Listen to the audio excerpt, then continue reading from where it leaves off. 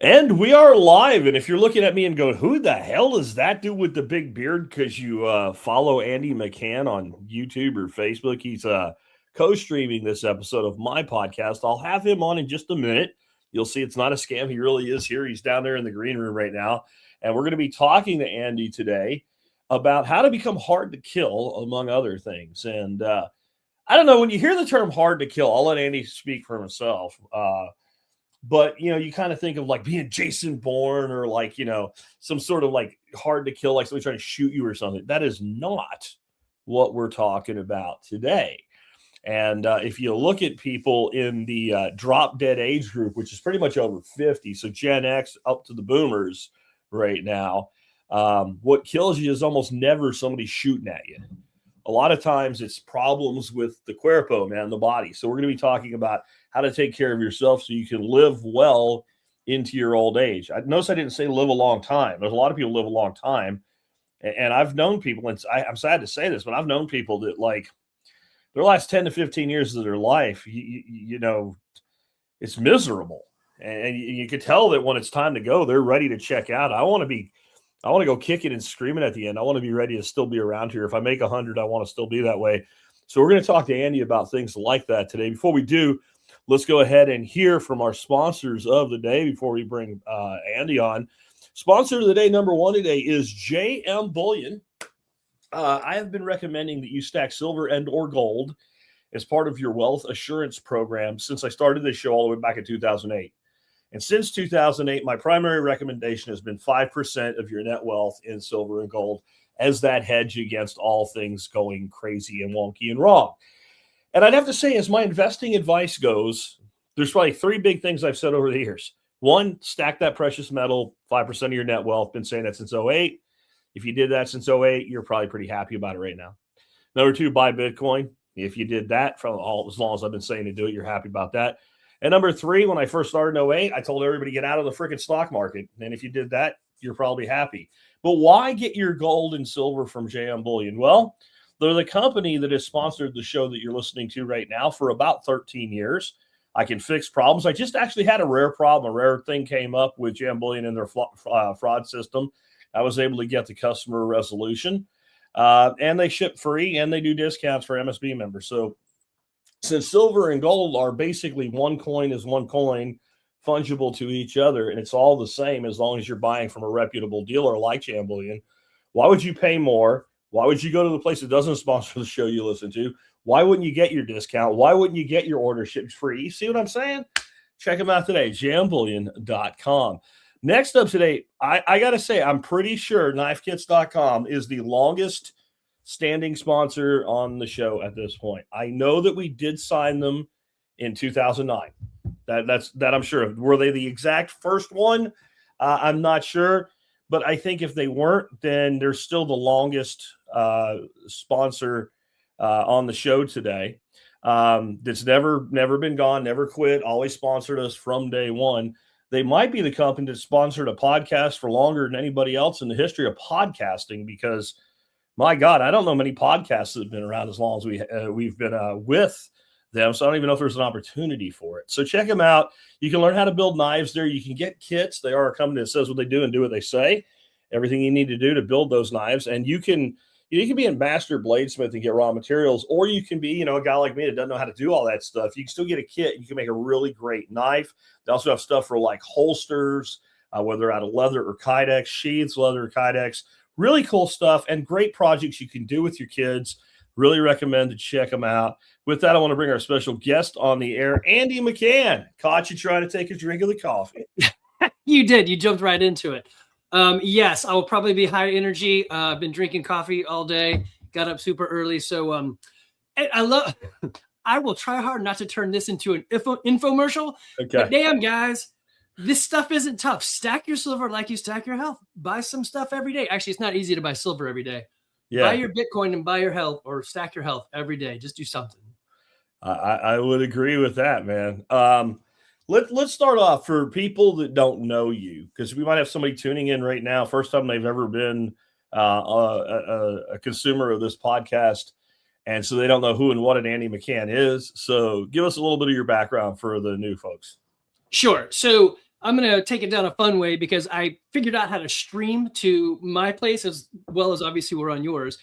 So way back in 2008, we started this thing, CrossFit Garage, and I got really into this health and fitness. A little bit later, this guy named Bruce Sofchi, which has been to your fall workshops a ton of times, he said, hey, I heard you say something about storing something. Let me introduce you to a guy. So that's how I found the Survival Podcast.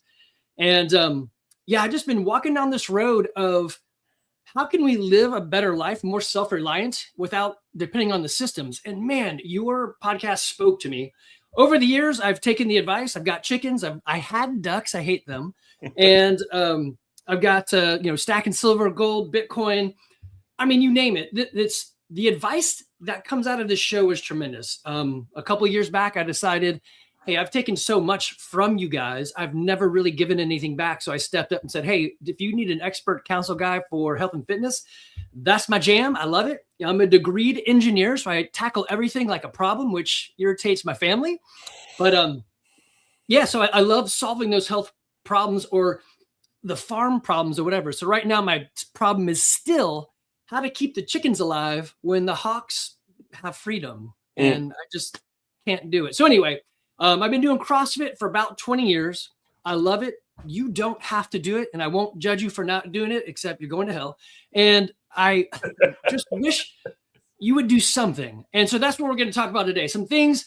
This is my, I think, third or fourth time on your show, and I'm going to say the things you've heard before and then twist it with a little bit of things that I've been experimenting with. So my big 5 things is how you eat, sleep, move, think, and connect. You drill down on that and things go well. And you said it right. As us guys enter our 50s, we enter the drop dead years. And this is the worst time for my peers. We've got to do something. Otherwise, like the soil lady, her name is escaping me. We retire and it doesn't go well. Elaine Ingham. Yeah. Dr. Elaine Ingham just passed away. She was 73, I think. Super nice, kind lady, really wicked smart.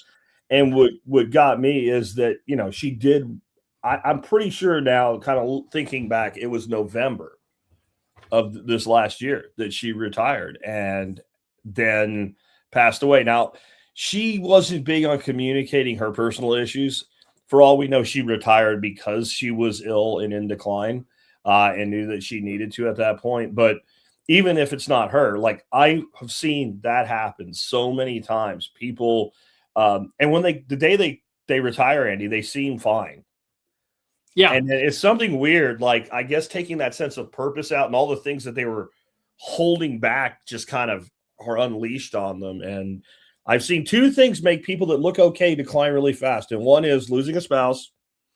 And the other one is leaving their career forever and going into retirement. And then some people do fine after both of those events. Right. So especially for us guys, we put so much into work that we retire and we get that watch. Well, I know this isn't, you know what I mean? You get a watch. That's a new watch, right? Maybe they'll start giving us a really good phone. Yeah. So they're like, thanks for the watch. You don't even care. And they're like, shit's going to fall apart because I'm not there. And it doesn't. Yeah. And we realize, man, I donated all my life to this stuff. So I was smiling inappropriately because I'm reading the comments. And Patrick said, oh, I know that guy. He takes pictures of his feet. It's true. It's true. So I was not smiling because people were dying. Man, we got freaking only femmes girl here or some shit on our show today. I'm sure I have an only account for my feet. You guys can go find onlyfeet.com. That I shouldn't have said that because I bet you that's a thing. Yeah, I don't know if you've ever watched an adult cartoon animated series called Archer, where like he's a secret agent and stuff. There's some episode where one of the other characters says something to Archer and says something about, some kind of really messed up sexual fetish. And he goes, no, that is not a thing. And the other one responds, everything is a thing. And he looks it up. He's like, oh my God. Yeah, no, I love it. So kids, if you're listening, go ask your parents how babies are made. Wait. Yeah. And shall I fetch your rug, sir? That was episode 1. Anyway, back to being a little bit serious. Anyway, you talk about helping people become hard to kill. Yeah. I could surmise what you mean by that, but I got you here, so why don't you tell people what you mean by that? Yeah. So it's a catchphrase. So I love to say Actually, I stole it from somebody else. I don't know who. Everything great is already done. Just repurpose it and make it your own. So our tagline is, we want to help you become harder to kill and look good naked. So Okay. Nobody really wants to be So all now that we've gone fit. from foot fetishes to he's going to be naked and take pictures of his feet. All right. Go ahead. But so the looking good naked is just says that what I'm doing actually works. So Yeah. that's just a really good, easy test. Now, becoming harder to kill. There's a couple things in there, and you know me, I will just talk diarrhea in my mouth out here. I'll talk. So stop me when you want to jump in there. But it comes down to functional life expectancy versus just your life expectancy. So you don't want to live. I don't think many people want to live very long if they either lose their mind or they lose their body. You want them both. So you want your functional life expectancy to really be super close to that last moment. And there's no real way to guarantee that unless you do something with kinetic impact, right? But you want to do those things that make the journey end well, not retire and die. So the thing we'll talk about is capability versus aesthetics. Yes, it is nice to look good naked. So you could just diet your way into looking good, or go the other way and lift like crazy and be like a next gen Arnold Schwarzenegger. But both of those types have issues. They're not actually healthy. They just look good. So, be a trophy husband, be a trophy wife. I don't know. I'd rather live well into it. So that's kind of the thing is, how can we help you not just act like you have fitness, but actually have fitness? And yeah, so I chose CrossFit because, man, I've been doing fitness for a very long time. And this is the biggest hack to health and fitness that I have ever found. Now, is it for everybody? No, nothing is. And am I schlepping it that you should go do it as a big infomercial for CrossFit? No, I don't care what you do. It's just, so when you're looking to solve the problem, what's the big problem? And for me, it was time. So I don't want to go to the gym and lift for 5 hours using the hypertrophy method. I just don't have 5 hours to give. I don't want to get on a bike and go ride for 3 hours. Or like, what do they say with the triathlon? If you're not on your second marriage, you're not trying. So you're not training hard enough. Yeah. That's not it. So my big thing was time. I lack time. How do I do it? How do I cram it together? I mean, let's see. What do I do for 5 straight hours? Sometimes I work because I have to. I fish that long, I hunt that long, and I sleep that long. Right? That's about as much as I can focus 5 hours on. Those things right there. That's it. Yeah, right. I mean, I don't want to be in a gym for 5 hours. I guess if I had a job there, it'd be different. But that's not what we're talking about. Right? Well, and so the other side of it then becomes like, what do you want to do for fun? So I admit I do enjoy the chickens. It's a little bit of work, but they, best place to store your eggs is in the cloaca. So I store them there and they drop them every day. Yeah. But to get out there and feed them, which you have to do every once in a while, I need to take a 50-pound bag of scratch feed or whatever I got out there to keep them around. And how do I take it out there? Well, I clean it up to my waistline and then I jerk it up to my shoulder and I walk it out. So practical methods. I do clean and jerks at the gym. Am I doing super amounts of weight? No, I lie to people because they don't know that the rubber weights are bigger and just don't weigh as much. So I know some of y'all look at that and go, dang, he's lifting like 500 pounds. It's just not true. So 250. Yeah. Strength is my weakness. I am not a strong guy. I can just keep working. So I'm the guy, the ant. I'm the ant. Ants actually lift a lot. You know what I mean? I just don't have the I strength. wanted to talk to you about this because we're going to kind of go through all these different areas of fitness. And I think movement is incredibly important. I think doing things that you're going to want to do in the future now is important. You were the first one I ever heard put it this way, but you said something effective. If you stop trying to do something as you're aging, especially, your body's like, well, I guess we don't need to do that anymore. So I'm not going to keep the ability to do that thing. So people that stay sitting down all the time, they end up having a hard time even walking because they don't walk enough.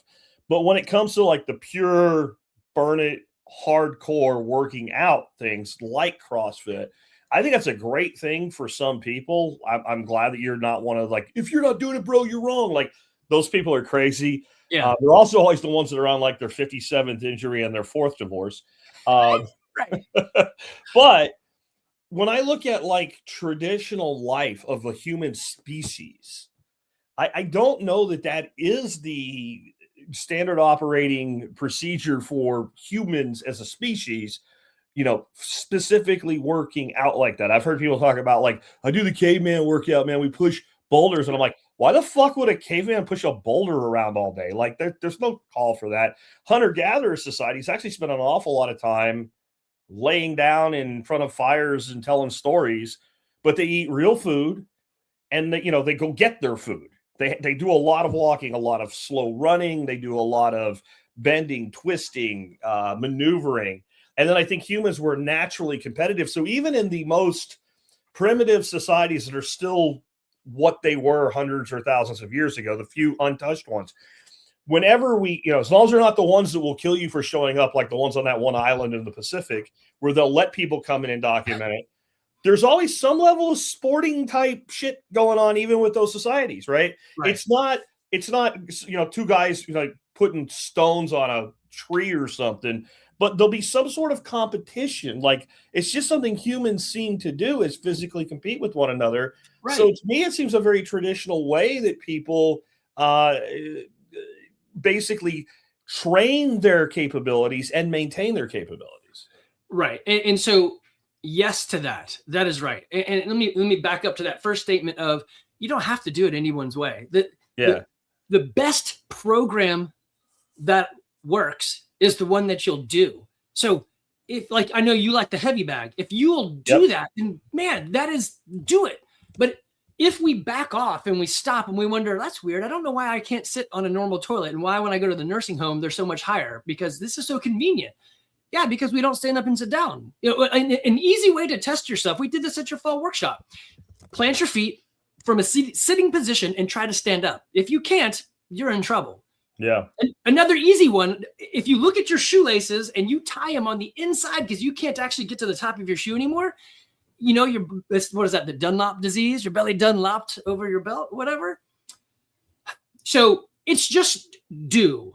Your body wants to adapt to survive, not to thrive. It wants to be super efficient. And you can do things to your body. You can pollute the hell out of it, drugs, smoke, whatever, and your body will figure out a way to detox out of that.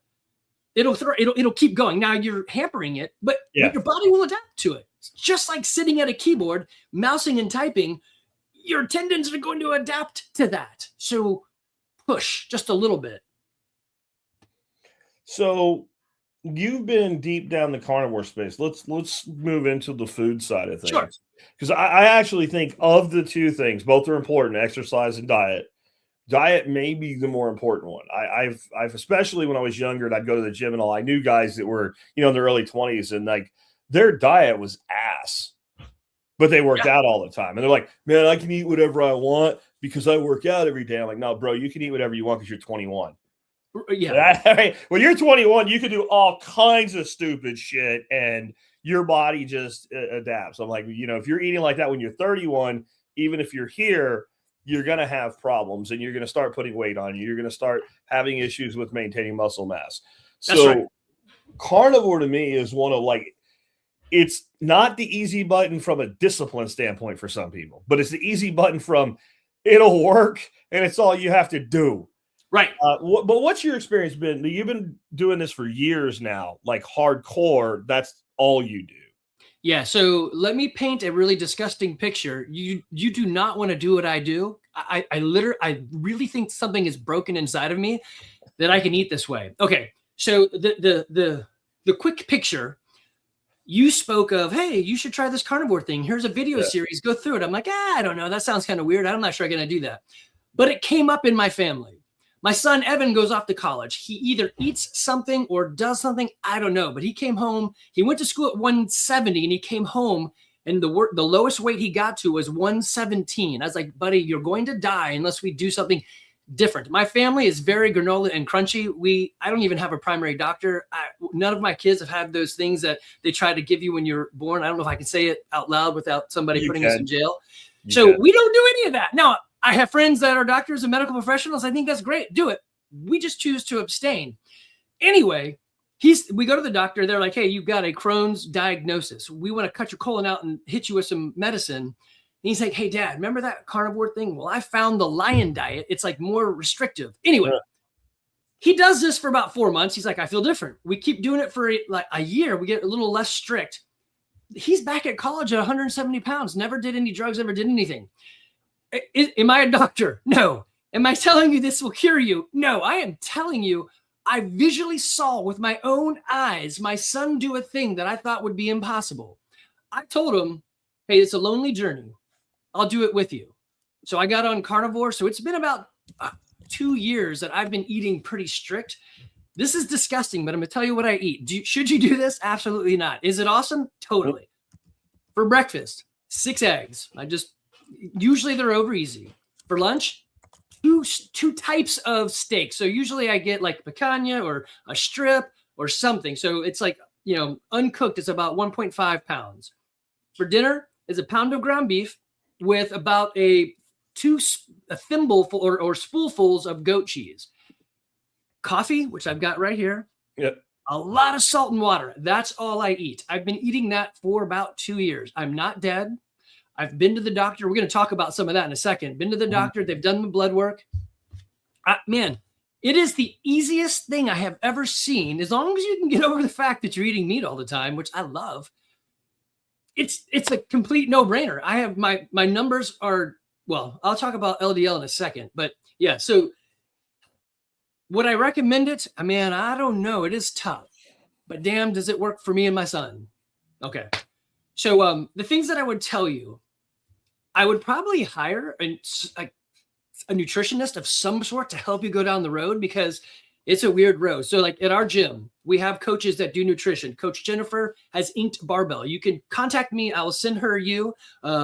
Josiah and Coach Matt both do nutrition. They can help you. You don't want me, because I'm going to say stop eating like a death row inmate. And, I'm just too hard on people when they won't do the thing that they're supposed to do. But the coaches I have are super cool. I am not. A thing that you're going to have to realize, and I think you said, I know you said this in your videos, your LDL is going to go up. Yeah. But what the doctor says isn't exactly what they mean. They just say it for us idiots because we're not going to understand or pay attention. And they say it for the lowest common denominator in America, which we don't have to be. Yeah. What would happen to somebody if their cholesterol level went to 0? You would be dead. Actually, it happens all the time. Yeah, it's dead people. Yeah. You would die. Well, your brain. If you could do it instantly, literally everything that holds your body together would give up and you would fall apart into a puddle of goo. Right. Well, and so this is the thing that they don't tell you. They're like, oh, LDL is bad. LDL is not bad. If you got rid of all your LDL, you would be dead. Yeah. So LDL, and I don't mean to lecture you guys, but I was talking to Jesse, the your cryptocurrency Bitcoin concierge guy. So Jesse and I were talking. And he's like, tell me the LDL thing again. I'm like, dog, we have talked about this. I got to say it again. So I did, because I love Jesse. So here's the story on LDL. LDL cleans up your system. So without it, you'd have a very dirty system. The problem is it goes rancid, it oxidizes. So you want, I don't even know what this means, but you want large, buoyant LDL, whatever that means, to clean out your system. HDL goes and cleans up LDL. Yeah, I know I'm not giving you all the details, but that's roughly what it's doing. LDL is also the transport for fat as an energy system. So I eat like 1 carb a day because I think there's some carbs inside of goat cheese, right? So fat is my transport system or my energy system. The transport system is LDL. So my LDL, I went and actually found it. It's all in ChatGPT. I was like, hey, chat, we talked. Tell me again what my LDL is and why is it so high and is it bad? So it's like, oh, Andy, you're such an idiot. Here's your LDL. So I went back and looked. So in 2023, before Evan and I got on carnivore, my LDL was 140. Okay. Back in September of 2025, I remeasured it. It was 213. And that's not a problem. You want to ask them to give you the advanced lipid panel. And what they're going to do is actually put your cholesterol or your blood under a microscope and look at your LDL and see if it's large and buoyant. If it is, then it's a false positive. It's you don't really have what we thought you have. But if you're the standard American person, you probably do. But, so they don't. But if you don't do that, they will totally put that person on medication like statins and shit. just because that number is higher. It's true. And so my buddy Cam, who he's a good case study in how you can fix yourself if you do this late. But he went and got this, and they're like, you got to go on a statin, right? And I was like, ask them for the advanced lipid panel. And he said, and mine also said this, the person I use across the street, it's a kind of a concierge business. Anyway, they're like, I can't even order, nor do I know exactly what is the advanced lipid panel. So I'm not saying run from those guys. I'm just saying get them educated, have them look it up, because they may not know. So they're just doing the standard American thing, which is, oh, you have high cholesterol, I need to give you medicine because you're too dumb to fix your diet. Yeah, and I think there is a lot of these doctors, it's not that they're malicious, they just don't know. Right. They just don't know the stuff we're talking about, and they have no real impetus to learn. They feel like, hey, and I can understand why they feel this way. Bro, I went 4 years of college. I went 4 years of med, right? Then I did an internship. Then I did 4 to 5 years of residency. Then I'm board certified as a physician. If this stuff was important to health, somebody along the way would have told me that. Right. No, that's for sure. The answer to that is, I'm sorry, doctor. No, they wouldn't have. Right. Well, and also, you're dealing with some edge cases. Not many people eat as. I mean, okay, let me back this up on edge cases. The lady across the street, super cool. I love her. She's really good, and she's like, hey, I'm willing to talk to you and understand this. But she said your A1C is 5.8. That makes you pre-diabetic. And of course, like a dumbass, I said, well, isn't everybody pre-diabetic? And I said, she's like, so do you actually cheat at all? Do you eat anything like that? Because my first thing is stop eating that. And I'm like, no, I don't. She's like, well, then I don't even know what it's measuring. I'm like, it's your liver's natural ability to produce its own glucose. Because without glucose, you don't live. You have to have some, right? Mm-hmm. So we're edge cases. The vast majority of the people, like if they say, it's like the memes they have online, like the line for just give me Ozempic or a GLP-1 is long, but the line for, hey, I'm going to go to the gym every day is super short. Yeah. I think the other thing is we have to be careful with these tests. I'm going to give blood pressure as an example, right? That's something everybody is familiar with. It's a very important thing. You don't want to have super high blood pressure. Okay, I get that. But the people that fund all the studies are the ones that sell all the drugs. And when you go on blood pressure medication, unless you do something like we're talking about today, that just means you're going to take blood pressure medication for the rest of your life, whatever that may be. So you're a lifelong customer now. That's a good thing if I am selling the drugs. Right. Do you know, I don't know if you say you don't, if you don't, what do you think was the threshold where they said we need to medicate blood pressure if it's above these numbers in 1975? Wow. I would say that the number weirdly corresponded to the profit ratio that the companies needed to hit their numbers in 1976. Yeah. It was 165 over 95. Dang. That was where they started medicating blood pressure in 1975. 165 over 95. If you were like 150 over 85, you're good. Don't worry about it.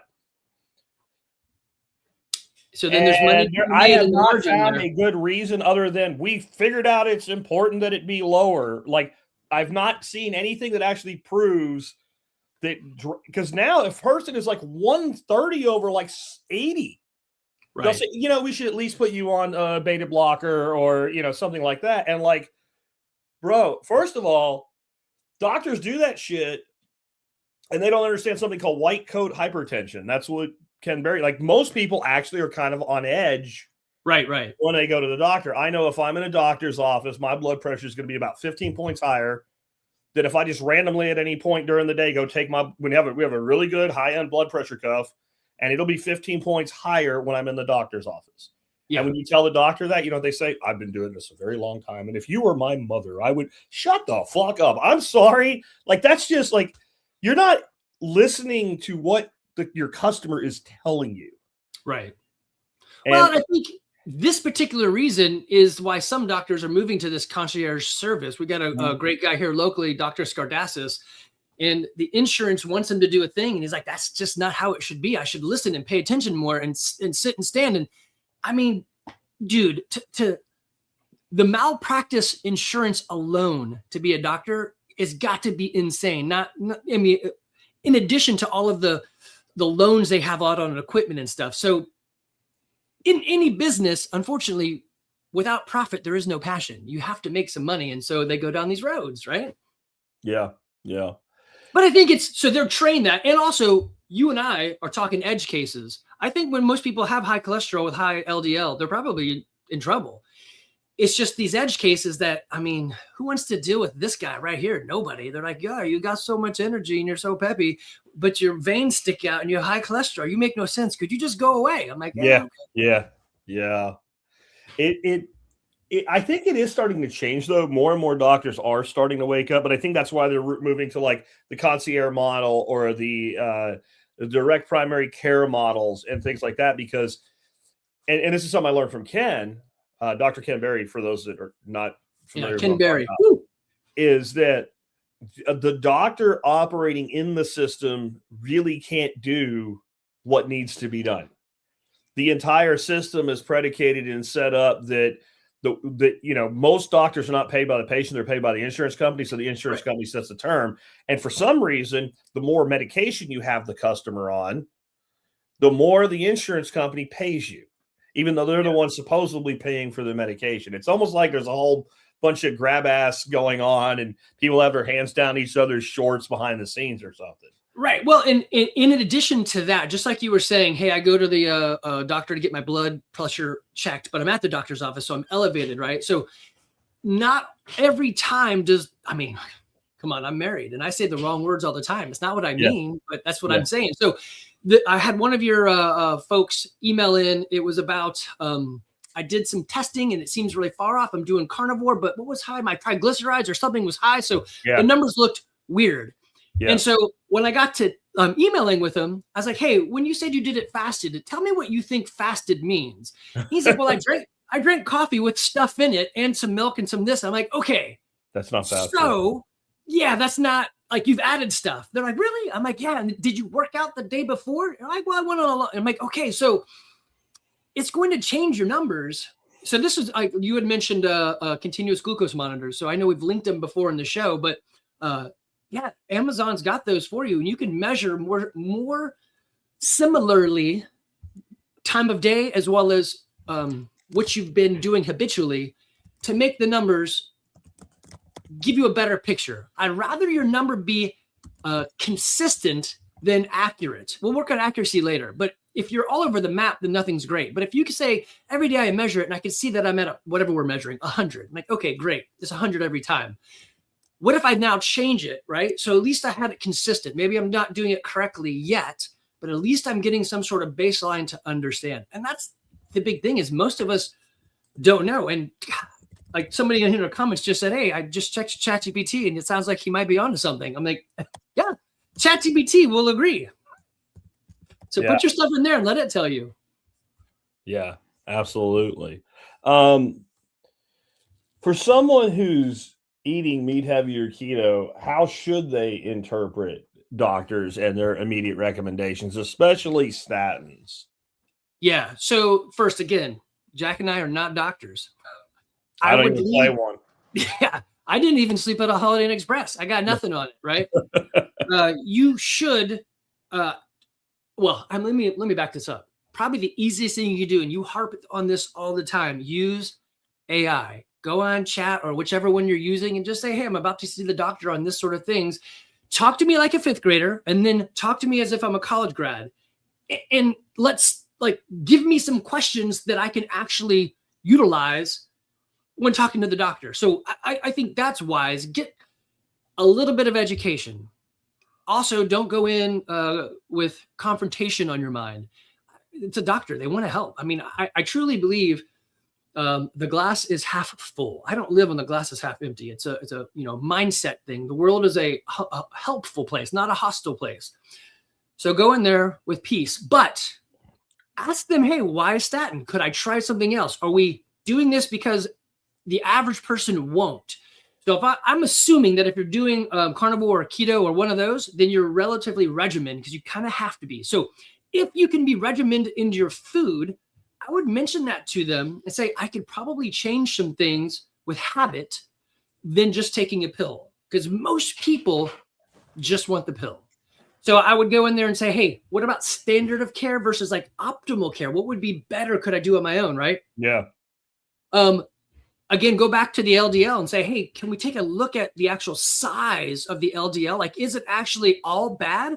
Or am I creating a better system for my body to live in?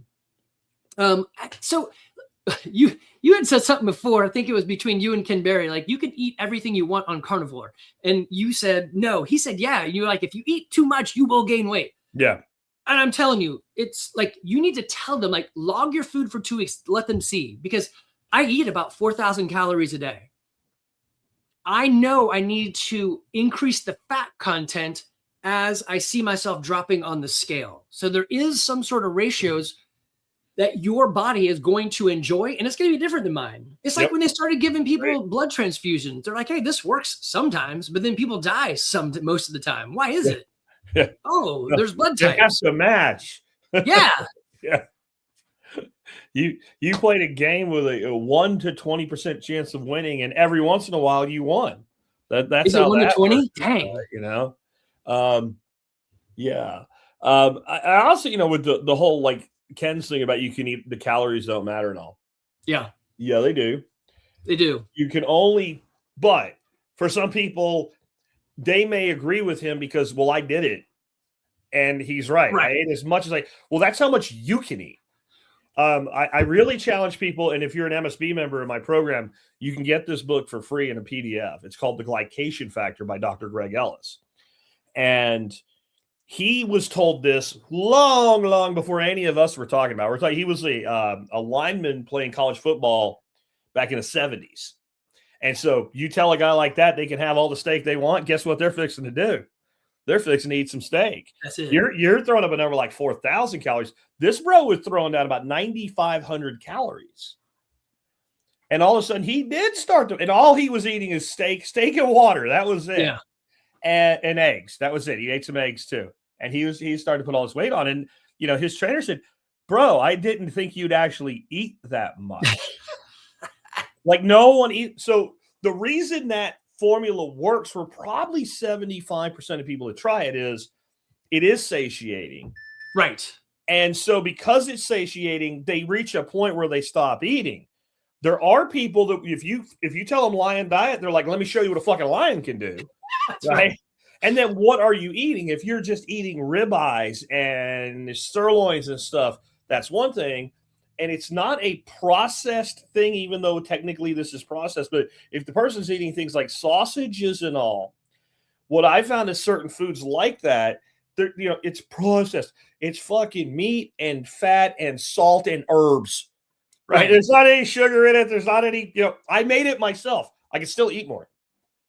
And so sometimes just changing the form of the food allows a person to eat more. Because I know when I sit down with a ribeye, I can pound through about a pound of ribeye, but I am fucking done. Yeah. I mean, I am done when I eat that. Like, what are you going to eat for dinner? If I ate that for lunch, I'm like, that's it. I'm done, right? I'm finished for the day. So that's a funny one. Not everyone. Most people say what you're saying, that, hey, when I do carnivore and I eat, I am so full. I can eat one meal a day. Yeah. Dog, man, I wake up hungry. And if I don't make those eggs right away, I mean, the dogs start running because they're like, he's getting mean. And I'm not a mean guy. I get hangry, man.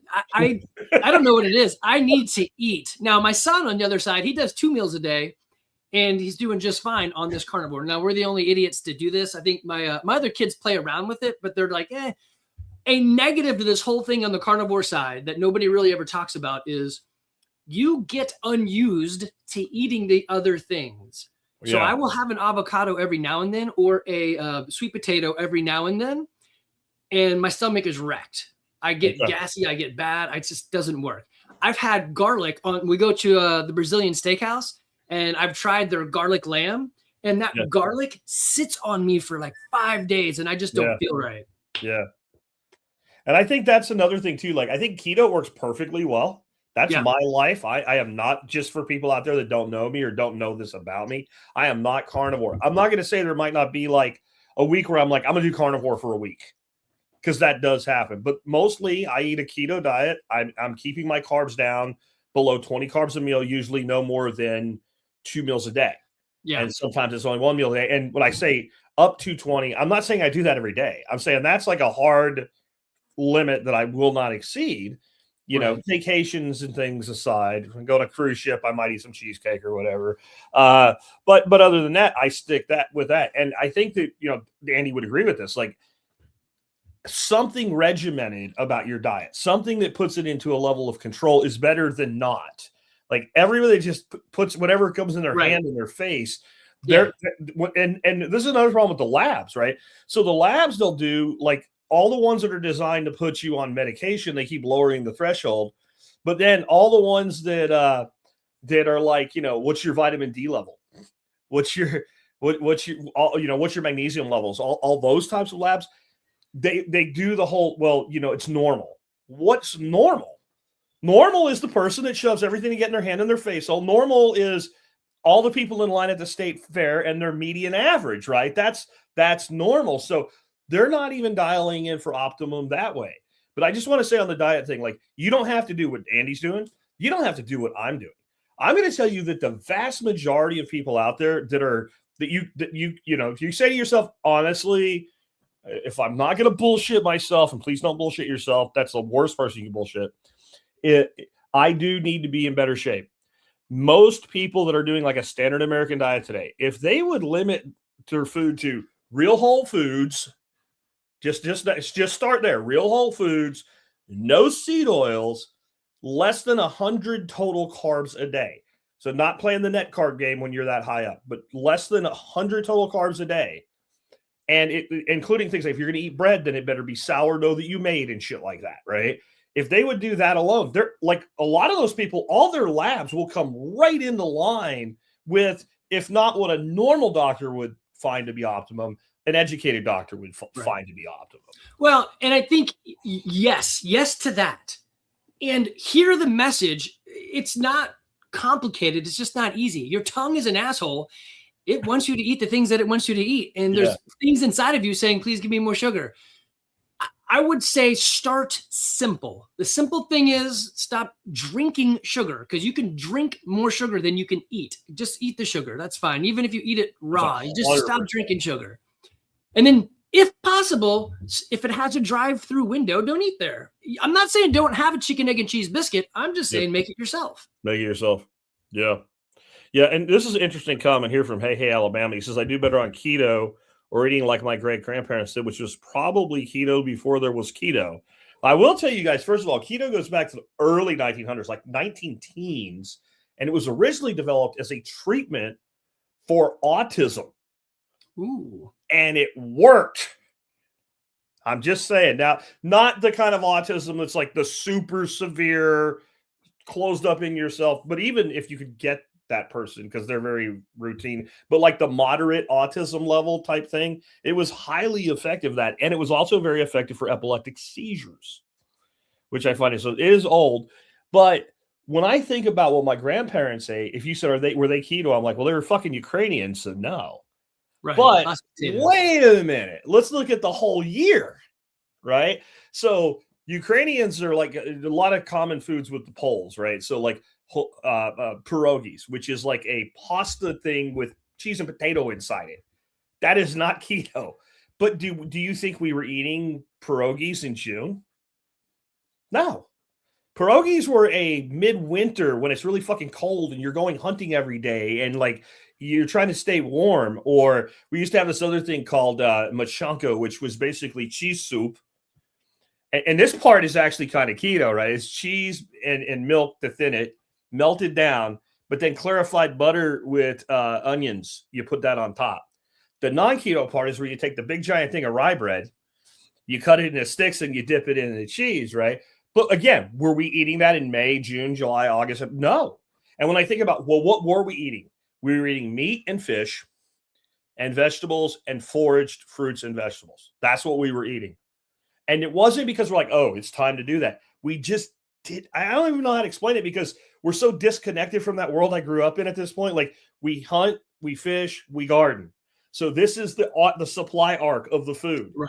So we went through these cycles. So there was probably times we went months being keto as shit without even a second thought about if that's what we were doing. Because if you go back to that period of time before inflation really kicked every bit of balls out from under people, and meat was less expensive, and you give a kid and you said, hey, do you want a baked potato or do you want a ribeye?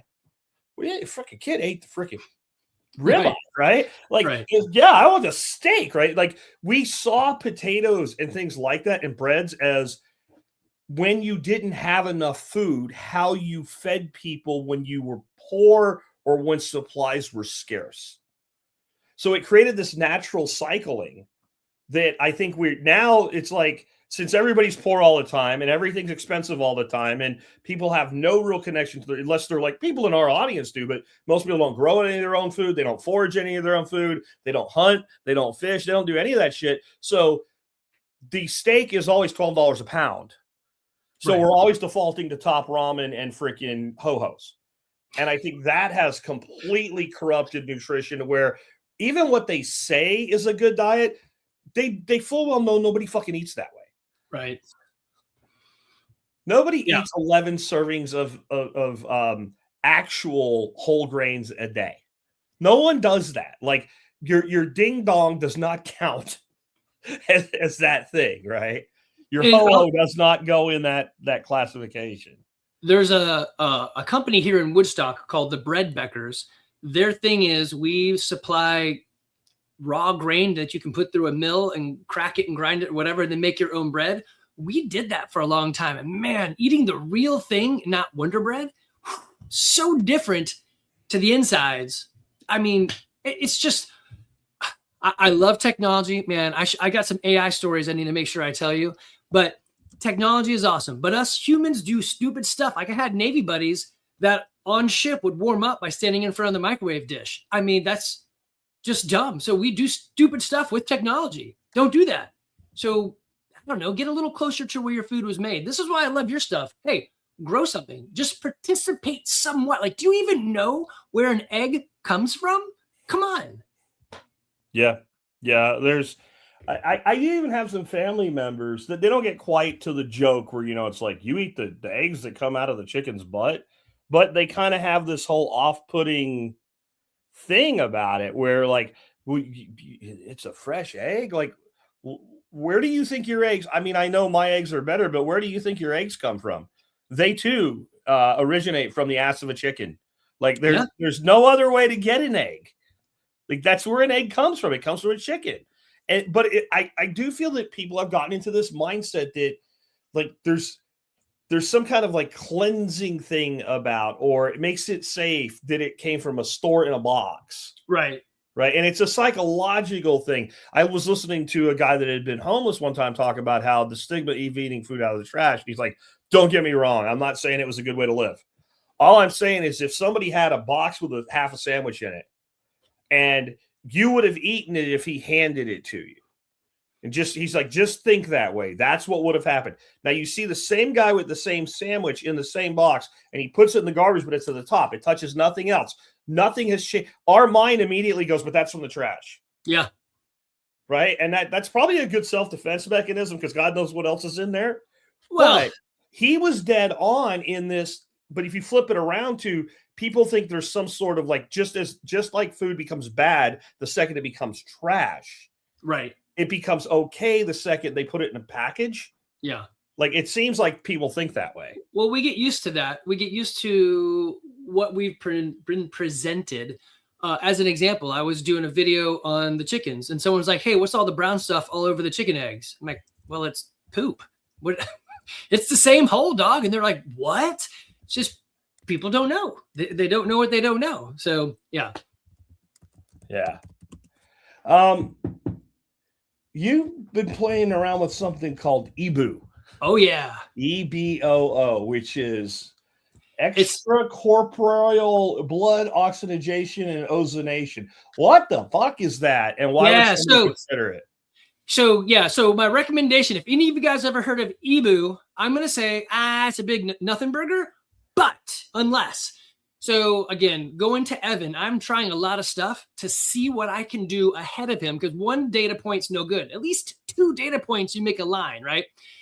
So I was like, okay, there's this thing called Ebu. What they do is they take your blood out of one arm, run it through a contraption of things, and then put it back in the other arm. And so the answer is yes, your body does all of this stuff. So do you need to do it? The only thing that Ebu does is it puts some UV light over your blood cells. Now, weirdly, there's a problem. Some blood doesn't like UV light, which I guess means vampires are real. So make sure you don't have this one condition because your blood will all explode and it won't go back in right. But so basically, they take it out. They have you can't gloss over that. What? Well, yeah, so what is this there's a condition to not have if I do this thing? I don't want my blood to explode. Yeah, so there's a condition which apparently comes out of the Mediterranean, which I'm 50% Italian. So I told the lady that. She's like, McCann, you're good. I'm like, no. My mom's Messina Marabella. Come on. Yeah. So she's like, oh, snap. Well, do you want to keep doing this or do you want to wait? I'm like, I just watch it, I guess. But anyway, there's this thing where your red blood cell walls will be impacted negatively, basically get loose and then burst. And so basically it's kind of like a rhabdomyolysis. Basically you've got too much blood blowing up all over the place and it just won't do what it's supposed to do. You'll have red blood, but it'll be like syrup and not what it's supposed to be. So anyway, very brown urine. That's not good. Yeah. So what they do is they take your blood and they put it across a mechanical filter. So it's pulling stuff out, some stuff by size. And then they blow oxygen or ozone over it. So ozone, like if you think of like a wastewater treatment facility, first thing they do is capture the big stuff. And then they blow ozone across the water so that it purifies it even more. So ozone is O3. O3 is very unstable. It wants to become O2 and something else. So the extra oxygen jumps onto something else. Yeah, that's my nerd from Georgia Tech coming out there. So they blow ozone across it. And then they put it through various pulses of UV light, which is something you can't do. You can't bleed yourself, let the sun hit it and then put it back in. Your blood just doesn't go back in very well. So the answer is, should you do it? I'm going to say no. They had a 2-liter bottle with stuff in it and it looked like high fructose corn syrup. It had that viscosity and that coloring. It was kind of clear, but not really. And I don't know, for me, it didn't really do anything. I think for someone like Evan, if you have a detoxing problem, like you do the normal things, whatever those things are, and it doesn't really work, well, it could be that you need help. And so this would give you an external source, kind of like a dialysis machine, I guess, doing the kidneys job. It would do an extra thing to help you. I will tell you some funny stories on it, though. So she's like, I forgot her name, Kennedy. Kennedy said, hey, look, you're not a normal candidate for this. First thing is we need to open up your veins a bit bigger so that we can get the needle in. I'm like, hey, could you just use a bigger gauge? And she's like, what? Yeah. You'd be willing for a bigger needle? I'm like, yeah, if you got a bigger needle, can we just do that? And she's like, I guess. And she's looking at me like, you're such an idiot. Yeah. So we did a bigger needle. It was fine. But she said, try to take this, it's that pill, the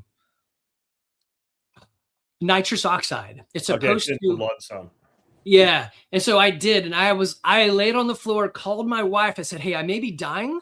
I'm on the floor with my feet in my chair. I'm about to black out. Yeah. Come over here when you can. If I'm dead, I'm sorry. I love you. And she and my son ran over and they're like, you're not dead. I'm like, dude, I feel messed up. So moral of the story is don't do that. Carnivore people don't react the same way to the same method. So she's like, normal person needs the pill. Also, the normal person crashes with their glucose. So they're like, I want you to drink this orange sugary thing. I'm like, I don't even drink orange sugary stuff on my own. So no. Yeah. So my glucose went from something like, I'm making these numbers up because I don't remember, but it went from like 130 to 120, whereas most people drop from 130 down to like 80 and they have to give them shots of things. She's like, wow, that is really cool that nothing happened. So anyway, would I do it? I don't know. I'd probably go for a continuous glucose monitor first. And a continuous blood, or not continuous, but an at-home blood pressure kit and do that sort of stuff. It's a neat thing, but I mean, if you want $1,000 to just go blow, sure. Or if you've got a kid with a thing, man, I mean, wouldn't you do anything for your child? So maybe. I've experimented with a lot of stuff. That one, a little bit weird, but Have you done anything with like hydrotherapy, thermal therapy, hot, cold, hot type situations, anything like that? Because I found that not only to be effective, like historically very well tracked. Like there isn't a culture that, rises to the level, some level of you'd call civilization that Right. doesn't have some form of like sweat lodges, hot houses, saunas. Like that's a huge thing in Scandinavia is the saunas. It's Right. and you think about like the reason they did it is like to get clean because taking a bath when it's 5 degrees Right. below zero is not nice, and that's a warm day in their winter. But they do the thing like in Scandinavia, they'll do the thing too. They take like the pine branches and kind of whip their backs, and people think that's crazy. Well, what they're doing, they're stimulating circulation and they're detoxing. So because that's not on the notes I have, but just as we're talking, it Yeah. kind of came up because it is something that I find to be really valuable. And I'm with you on that. So the one caveat for me personally is once we invented hot water that we could bring to anywhere, I never went back. So this guy right here does not do cold water. So my hands, I think it's Raynaud's disease or something. This pinky or ring finger turns deathly white, like it's from a corpse, and my fingers and toes just don't do well. So no cold plunging for me, but hot plunging, I'm all in, man. Let's do it. I've got guys at the gym who've built their own saunas out of those lights we use for chickens, the heat lamps. They just have a crap ton of them. I'm like, man, you're gonna blow your circuits. But I love it. I think it's a great idea. It doesn't fit into my normal habitual patterns. Yeah. So I don't. Instead, I do the other sort of things like, hey, what if I got up and looked at the sun with my eyes shut? Got some, so I do some of the other things, but I know people, I know anecdotally people like Evan, people who've done things well with themselves by doing this cold exposure, warm exposure thing. Yeah. Yeah. So yeah, I think it's a great thing. I think also, in the whole idea of how do you help your blood without doing something crazy like Ibu, I think this is a great way to increase circulation and promote, hey, I should be doing a bigger job. And your body says, oh, let's do a bigger job. So your body will adapt to the stress that you put it under. So give it some stressors so that it grows rather than shrinks. I'll tell you the one thing that I've never done with it, and I was told that I would by several well-meaning drill sergeants. I was told, men, one day when you're not a soldier anymore and you go home, every once in a while, you're going to take an ice cold shower just to remember what it's like being in the field. You know what? There was a lot of things those men taught me that they were right on that one. They were wrong. Oh, man, I am 53 and I have never done that, and I have no plans to do it anytime soon. Yeah, I'm with you. I make enough money I can get some hot water. Yeah. I don't know. I can't go back to that. Now we'll go out and do these dumb epic adventure races and stuff, and it gets quite cold and all that. And I just do a lot to make sure that this guy stays a little bit warmer than most. Yeah. Yeah. And now I will say, like when I lived in an apartment when I was young and we had a gym and I'd go use the apartment gym to work out and I'd go to the pool, they had a hot tub and it got pretty damn hot. And so the pool water wasn't cold, but it was much cooler. And we would do a lot of kind of like sit in the hot tub till you're sweating and you're kind of like, that's about all I can handle. And then into the pool. And when you first go into that pool, that water feels like it's a hell of a lot colder than it is. And there is something about it that is very stimulating to the body, I think, of that thermal extreme back and forth. Oh, yeah. And I think it causes pores to tighten and circulation to pick up.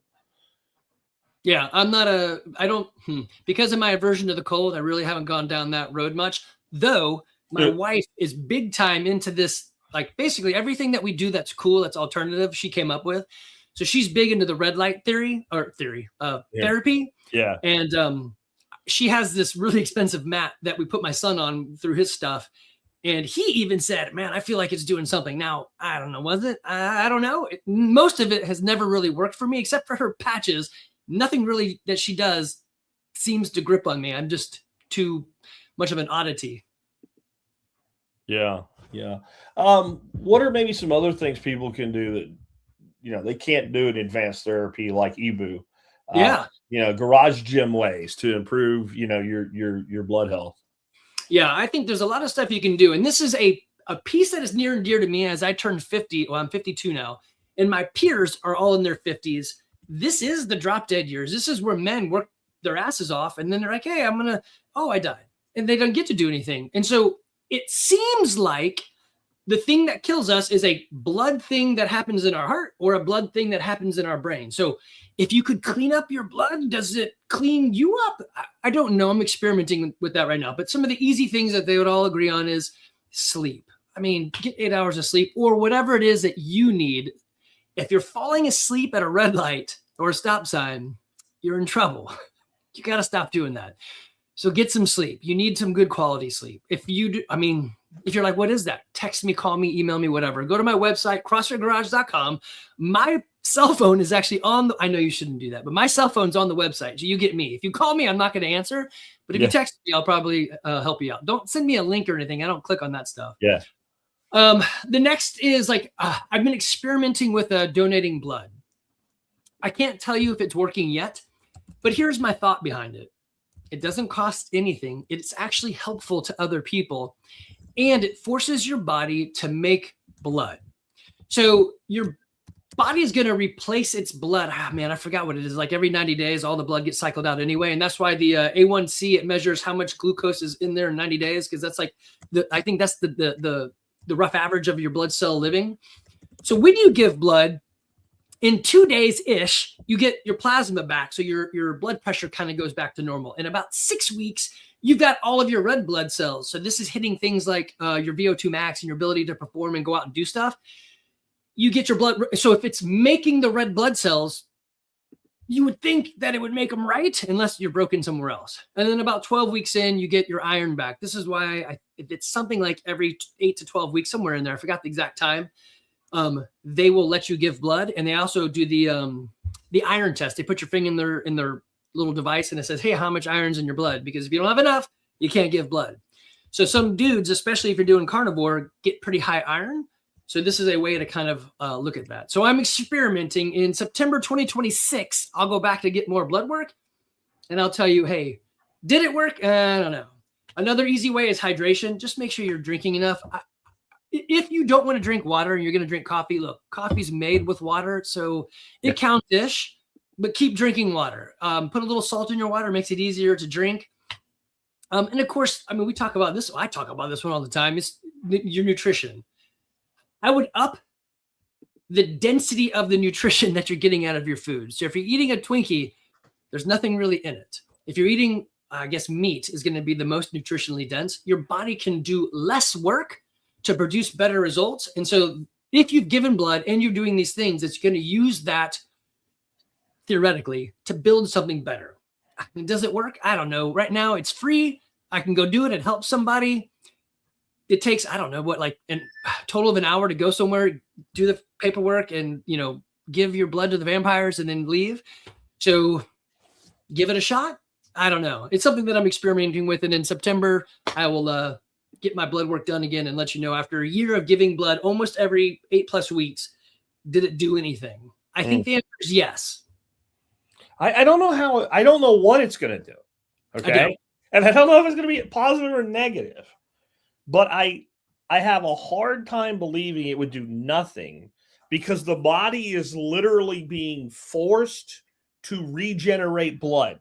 Right. There's no, and now the body does a pretty good job itself of like cells die and they're replaced anyway, but this would accelerate that. Right. I mean, what most people don't realize is your entire body, it's like something like it once every 6 months.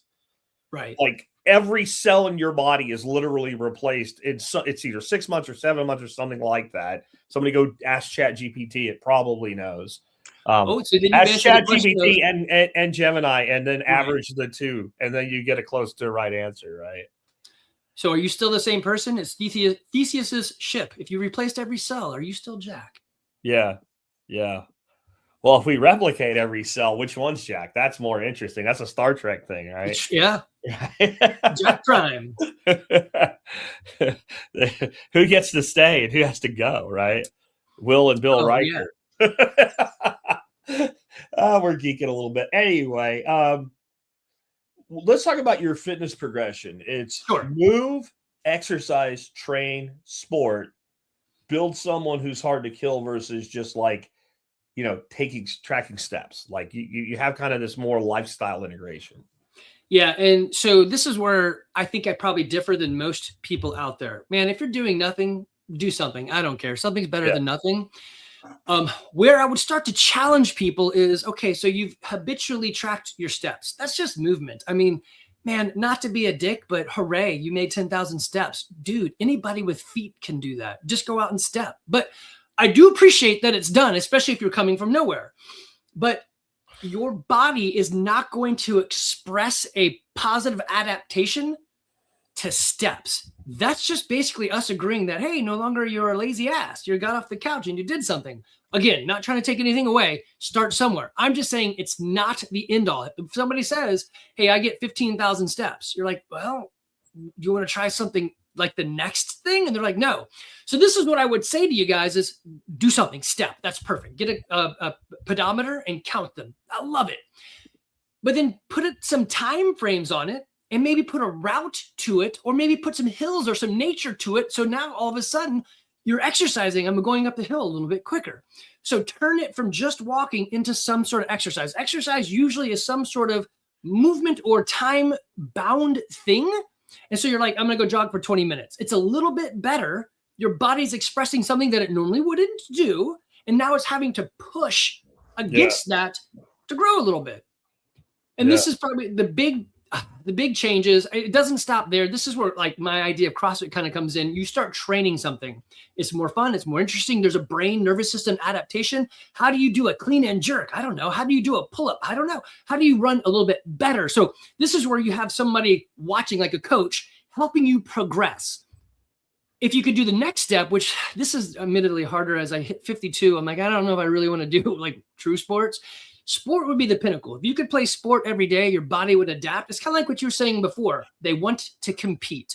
Play that sport. Your body is going to adapt in so many ways, not just physically, but the mental and the nervous system adaptations to make everything come together for the sport to work. Unless your sport's like curling. That, I don't know. That's a weird sport. That's not a real sport. It's something. It's something. So I would say it is a sport the way horseshoes is a sport. So if you call it darts is a sport, right? If you can do it with a beer in one hand, it's not a sport, it's magic. That's it's an activity. Yeah. So the closest thing that like rides the line between sport and not sport, because it does require some modest physical exertion, but is it really a sport? Bowling. Oh. It's you got a 16-pound ball and you're whipping it, a couple hundred feet. Like there is, but it's one thing over and over again, and it's not cardio at all, right? And it's not heavy enough but but you can do it with a beer. You just have to put the beer down or they throw you out. I found that out like 30 years ago. I learned that one. Yeah, so that's the idea is if you guys are out there and like, hey, what could I do next? The first thing is just move, but then move it to exercise. And once you're comfortable there, pick up something new or vary the exercise enough that you begin to train. I think in a little bit, we're going to talk about some epic adventure, but that training gives your brain something else to do as well. So yeah, I know there are people who are like, I just love to go jog for 3 hours, like Patrick from Knives. So it's like, I just want to go jog for 3 hours. I'm like, my ADHD brain can't do it. If you put somebody in front of me, sure, I can do it. I've been doing these really long trail runs, getting ready for some stuff and just finding out how bad my body doesn't like this. But when you have something that you're doing new, it causes a higher degree of change, which is what we're going for. And positive adaptation. So rather than just go jogging, if you jog every day, the same route, 5 miles in, 45 minutes, eventually your body be like, I'm not really growing anymore. So you have to keep pushing. Otherwise, it just hits homeostasis. It finds its equilibrium and it just wants to sit there. Yeah. Yeah. And I've seen that happen in gyms, right? Tell me you haven't seen this. You walk into a gym and you can get a fucking workout on a Stairmaster. Oh, yeah. You can, right? Like, it's not the workout like a rowing machine will give you. Because if you want to like push your body to the limit, row to your limit, and you'll find it pretty quick. But it can be really tiresome. But see people, you walk in, you see somebody, a lot of times it's women, you see this especially. They've got the headphones and they're watching TV. And they're doing something that probably was pretty strenuous. And if you'd never done it and you went and did it, it would knock your ass out. But they don't even sweat. And it's because they built up to that level to where they plateaued it. and they're not pushing themselves any further by increasing the speed, the resistance, whatever, and they've equalized. And I guess, like, I'm not putting that person down. It beats the shit out of the guy that's eating gummy worms on the couch, right? But like, that's not going to actually improve their physical. It may help maintain it, but it's not going to improve it. Because they've gotten to a point where they can do that without any effort. Now, if that's a warm-up and then they're going to do circuit training or something, that's different. But I've seen people in gyms, like, that's their thing. It's like, bro, I would just, like, you could buy a Stairmaster for way fucking less than a membership here, and that's all you do. Yeah. And I don't know, maybe, and again, I don't want to judge that person, because maybe it is the fact that they have to go there. Yes. That makes them do it every day, and maybe that's all they want from it, and that's fine. But I also know, you talk to people in gyms and stuff sometimes, they're like, yeah, I'm trying to improve this or that. Like, if you're not challenging yourself, really challenging yourself at least a couple times a week, whatever that is, that doesn't mean you have to do what I do or do what Andy does. That just means you have to challenge yourself, push yourself 1% more than you've been able to do in the past. That's the only way that your body will improve. That's the only way that your performance will improve. When I'm hitting the bag, man, that's like, if I'm not gassed at the end of it, I did it wrong. That's how I look at it. I did it wrong. I didn't put enough into it. Well, and not every day you need to send it. So I like the idea of this constantly varied functional movements executed at high intensity. Sometimes, like today, it was a very loaded day. I wanted to make sure I was at my desk, pre-eaten with my coffee in hand so that I wouldn't be late, which I was. Apologize. And so what did I do today? I just hopped on the bike that was downstairs. And I got on my earbuds and I was listening to an AI podcast telling my son, Evan, he's about to graduate, like, look, computer science boy, here's some more AI stuff. Have you thought of that? And he's like, Dad, you're so behind the times. But I think the other thing that I would add into this idea of movement, exercise, train, and sport is make sure you're measuring to the results that you want. So again, I was texting with Patrick, and I think it was Patrick. It might have been Ken. I don't know. I was texting with one of your expert counsels, and he said, I've been doing this thing. Oh, it was Patrick, because we're talking about running. I've been doing this thing and eating right and this and that, but I haven't lost any weight. I said, well, what are you trying to do? He said, I want to lose, or I want to shed some fat. I'm like, okay, so if you've gained muscle, that's going to counterbalance the fat that you've lost. So the weight's not the best measurement. And he's like, oh, dang it, I knew that. Why did I do that? Yeah. So, like, I mean, in that case, you want a BMI, body mass index, some sort of scale or something you can get on that'll test that, because that's really measuring what you're actually after. So make sure that your key performance indicators are actually going for the performance you want. Yeah, no, I would agree with that. And I think, like, a lot of times simple things can be a hell of a workout if you do them right. And like, I can't do this anymore because I live in a place where it's mostly flat now. But like, I remember the one time I went up to my place in Arkansas, also before we were living there, when we had like a vacation place. And I had a friend of mine he got divorced, and like 6 months later, he lost a job. So he was in the, what's the Eeyore, right? He was in the Eeyore phase of life where he's all depressed and shit. So I'm like, we're gonna go drink some fucking whiskey, shoot some fucking guns, and hang out and do guy shit for a long weekend and fix your shit. So we're up there and he's still mopey and shit. And I'm like, okay, you need a fucking workout. So we're going to go do a fucking workout. He's like, oh, all right, what are we going to do? I'm like, we're going to take a walk up to the neighbors. He's like, how far is it? I'm like, a mile. He goes, that's it? I'm like, okay, fine. Let's go, bitch. So yeah. I didn't even push it hard. Like, all we did was just walk up there like a normal walking pace. But about a quarter mile of it on the backside where you come up around the mountain, I tried it, and you can't quite do it. But you can almost, when you're walking, touch the fucking ground because of how steep the backside of that was, right? Like, and so we get up to the like big, beautiful overlook, and he just goes, okay, I see what you did there. Like, and so when we lived up there, that was like our daily thing. Like, we might do other shit, but every day we just walked up to the neighbor's house, said hi, and walked back down. And that was steep enough that when you were walking down, it was physically demanding because you had to control yourself. And this is what I love about walking. If you can get that type of environment to do it in, and that's why when you do it, even if you normally hike a lot or whatever, but you go into those really steep situations, the next day you have those pains all over the fucking place. That's all those little micro spots where that muscle had to do work to control shit that you don't use. Right. right? You don't use that when you walk up a gentle grade of, 10% or whatever. But when you're walking up, 45-degree angles, yeah, you're using little spots. And to me, I think the body likes to be challenged that way. And it's not necessarily always this. If you did it every day, eventually you adapt to it. So then you do something different. Right. Yeah, I agree. And you don't need, like someone just said here, I don't need a gym membership. No, I don't think you do. No. I need it because some people do. Weirdly, as introverted as I normally want to be, I like to do stuff around people that don't talk to me. Yeah. I don't explain it. I don't know. That's just me. I like to have camaraderie in the suck. And that's just me. I'll tell you when I needed a gym membership. When I worked a job, my commute was long. I was a father, and my kid was like in 8th grade. Yeah. Because when you get home, you don't have anything you don't have time to yourself. Right. And when you're getting up and you're leaving the house at 5 o'clock in the morning, you don't really have time to it's like work out in the morning. What, at 3? Right? At some point I have to sleep, right? Right. So the fact that there was a gym involved, that meant on the way home, I could stop there. Right. And all of the things that got in the way weren't there. Right. As I matured in my life out of that, now, yes, I'll work out at home. Like, that's not a problem. I think and now we have like a little farm, and like this time of year, I don't have to think about exercise. There's so much You're gonna be doing a lot. I need to think about exercise in June.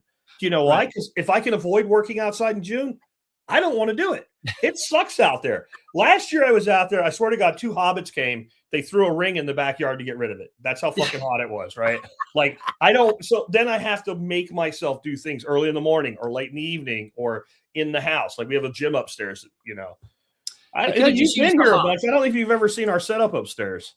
No, I've been inside. You know why? Because it's all shoved to the wall, and there's like 10 mattresses laid on the floor up there for staff to sleep and shit. That's why. Yeah. But we do a lot. Actually, I'll tell you, one of the machines we have I really like. I know it's kind of gimmicky and all, but a total gym. Oh, yeah. Like the one Chuck Norris recommends, where you're using basically body weight resistance on it. It's amazing the workout you can get on that machine. He actually just worked out, and the machine developed around him. Okay. That's what it was. He punched steel, and it turned into a total gym. Right. But it's a good machine. And I'll give you guys a secret if I got a super good deal on a brand new one. Okay. I don't know if this will work now, because we bought this like pre-COVID. A lot of people were selling theirs. Like the one that is like an $1,800 machine. It's just one level below the ones they put in gyms like Andy's gym. Right. And they sell them used, and people sell them used super cheap. Well, if you buy a used one, you don't buy a new one. So what the company did is they started selling them for like $750 as refurbished. There's no such thing as a fucking refurbished total gym. That's not a thing. Shipping it back and forth alone. It comes in a box and parts. They did that just to pollute the used market. And I knew immediately that's what it was, because we used to do the same shit when I was in the computer testing industry. We would do these sales that were specifically when we would see the eBay, they called it the eBay factor, go too high on a certain unit. We'd put that unit on sale to quash that used market. So that can be used in a lot of places. That's just a bonus today. Let's keep going though. Let's talk about you like these epic adventures, man. Yeah. Races and challenges and events and stuff like that. Talk about that for a bit. Sure. So, I'm speaking from a guy. Ladies, you probably need this too, but guys, don't lose purpose, don't lose focus, don't lose the goal. I think the Japanese word is misogi or something like that, but it's some sort of adventure that you can put yourself on that has the illusion of death, so don't die. But like, hey, it's complicated, it's tough, and it stresses you out in terms of physically, right? Maybe emotionally or mentally, but it just puts something also on the calendar that you can shoot for. So I want to do this race that I just found out about here in Georgia. It's called the TNGA. So it goes from South Carolina through some raunchy trails in Georgia over to South Carolina. That's my goal. So that's, I think, like the middle of August. So super hot. They couldn't have picked the worst time, but let's do it. And humid as shit there, too. Yeah. I mean, that's Georgia, right? Even the devil, when he came down here to get that soul, he's like, nah, dog, it's Johnny, you win. Yeah. So that's what really happened. Oh, yeah. He's like, he just like, I got to get out of here. Because the Devil's Riff was pretty good, actually. But anyway, So if you have this thing further out, then it's like any other goal you put out there. Now I can build off of that. So I've got this TNGA. It's a bike packing 370 miles. You have 10 days to complete it. Most people bail out. So I'm like, all right, I'm just going to try to plod along. The winners will finish in like 2 days or something. I won't win. I'm just going to try to complete.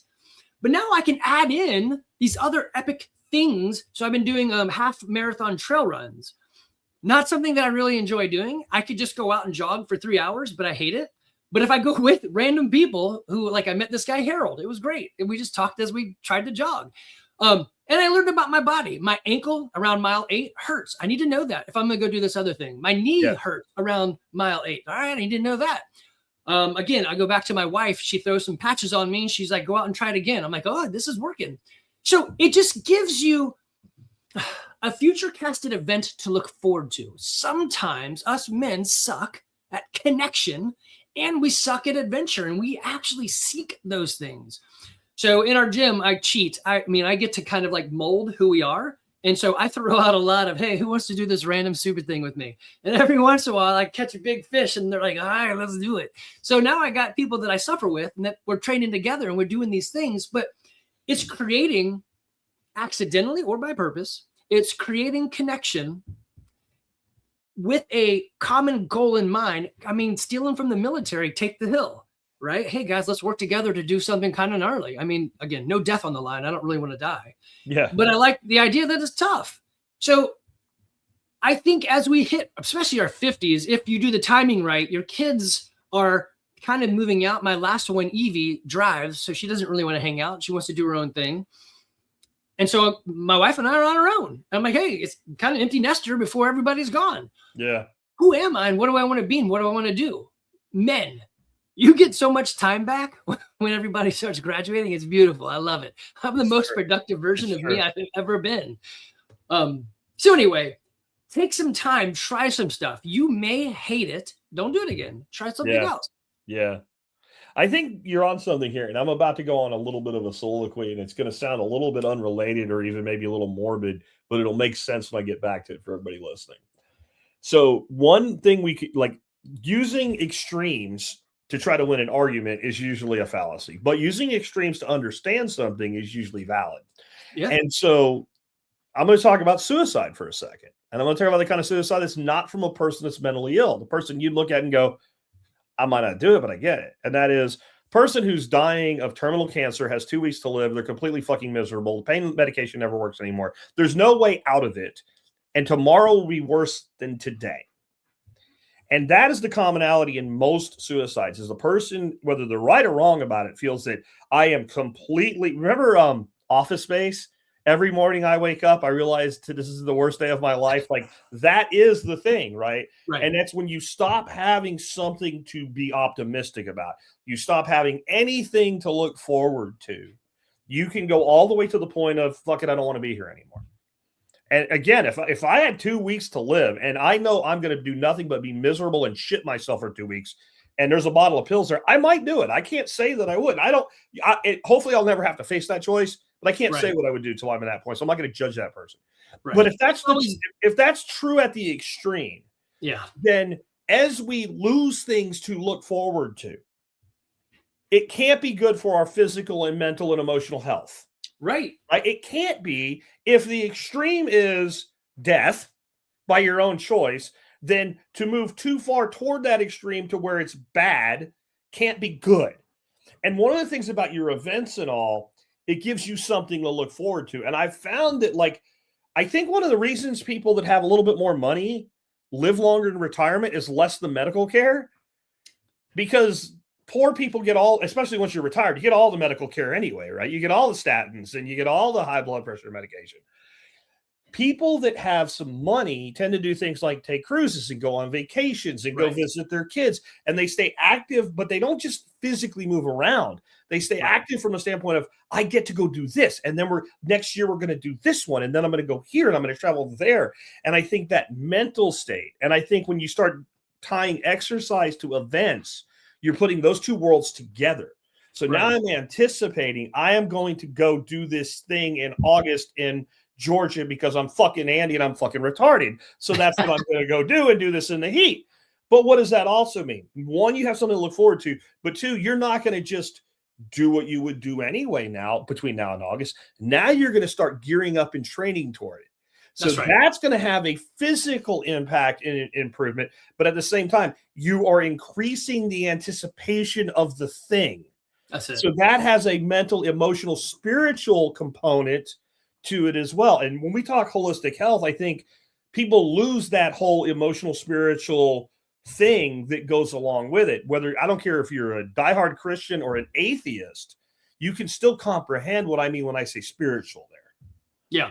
Well, and yes, and I think the time frames that we expect aren't really the time frames that we meant. And what I mean by that is, I think the average age for us men to die is 72. That's about right. Yes. So do I have 20 years left, or am I going above that? Now, weirdly, going above that isn't very far. Like 85 is pretty far. So it's only like an extra 10 years. So it, like, these time frames are skewed. And if you get like my brother right now, he is working, he's an AI genie.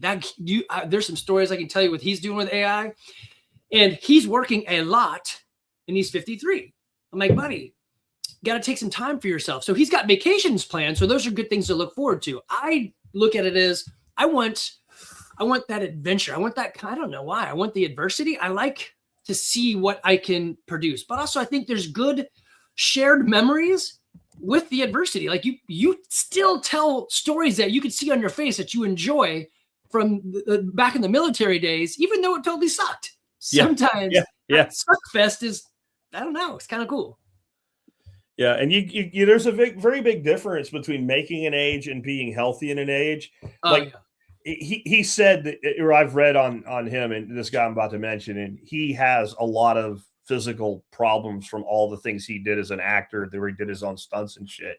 But when you look at a dude like Sylvester Stallone and you see the shape that dude's in, and he's 79, right? There's a big difference between that 79 and the 79 I remember my grandfather at. Yeah. It's night and day. My grandfather had black. I mean, I'm not picking on my grandpa. He had black lung, right? Worked in the coal mines half of his life, lived through the Great Depression of World War II. So you could do whatever you want after that, right? But when I look at, like, my grandfather would have been physically incapable of a day of Sylvester Stallone's life, apart from the physical, like the hard physical part of it, the working out and all. Just like as an actor, like running a schedule like that, my grandfather could have done that shit at 79. Right. No way in hell. I also, it's a side question. Like, have you noticed this? I feel like people today, and I cannot credit medicine with this, even though everybody wants to, because plenty of people like you and me, we see a doctor if, like, there's a yield sign in our spleen from a car accident. That's I don't remember my grandparents looking as good as I do at my age. No, yeah. And Facebook feeds me all these pictures like, hey, this is the new 60. I'm like, oh, damn, yeah. She's 60? Because she looks good, or he, or whatever. Yeah, I know there's some filters and shit and all, but just like when I'm walking around, as long as the person's not morbidly obese or something, right? Like when I just look at people today and what they look like at 55 to 65 and think about when I was a kid. And I know when you're a kid, you're somewhat distorted, but then I can find pictures. Right. And I'm going, or you look somebody up, you find out how old somebody is, right? Like an actor from like a TV series from you watch back when you were a kid, and you're like, oh, how old is he? And they're like, well, he's 76. And you're like, right, that fucking can't be right. That dude's got to be like 90 if he's still kicking, right? And then you remember him in that show. Yeah. And you go look up the show and go, yeah, he looks like I thought he did. And you find out he was like 46 in that show. And you're like, bro, I'm 53. I'm going to be 54. Perfect case is Ralph Macchio. Go pull up a picture of that guy. He's that's making my point on the other side of it, right? Like, bro looks like he's 40 right now. I know. He's older than me. Maybe 30. Yeah. I think if you didn't know who he was and you were talking to him like on a Zoom call or whatever, and you said, bro, how old are you? And he said 38. You'd be like, okay. Yeah.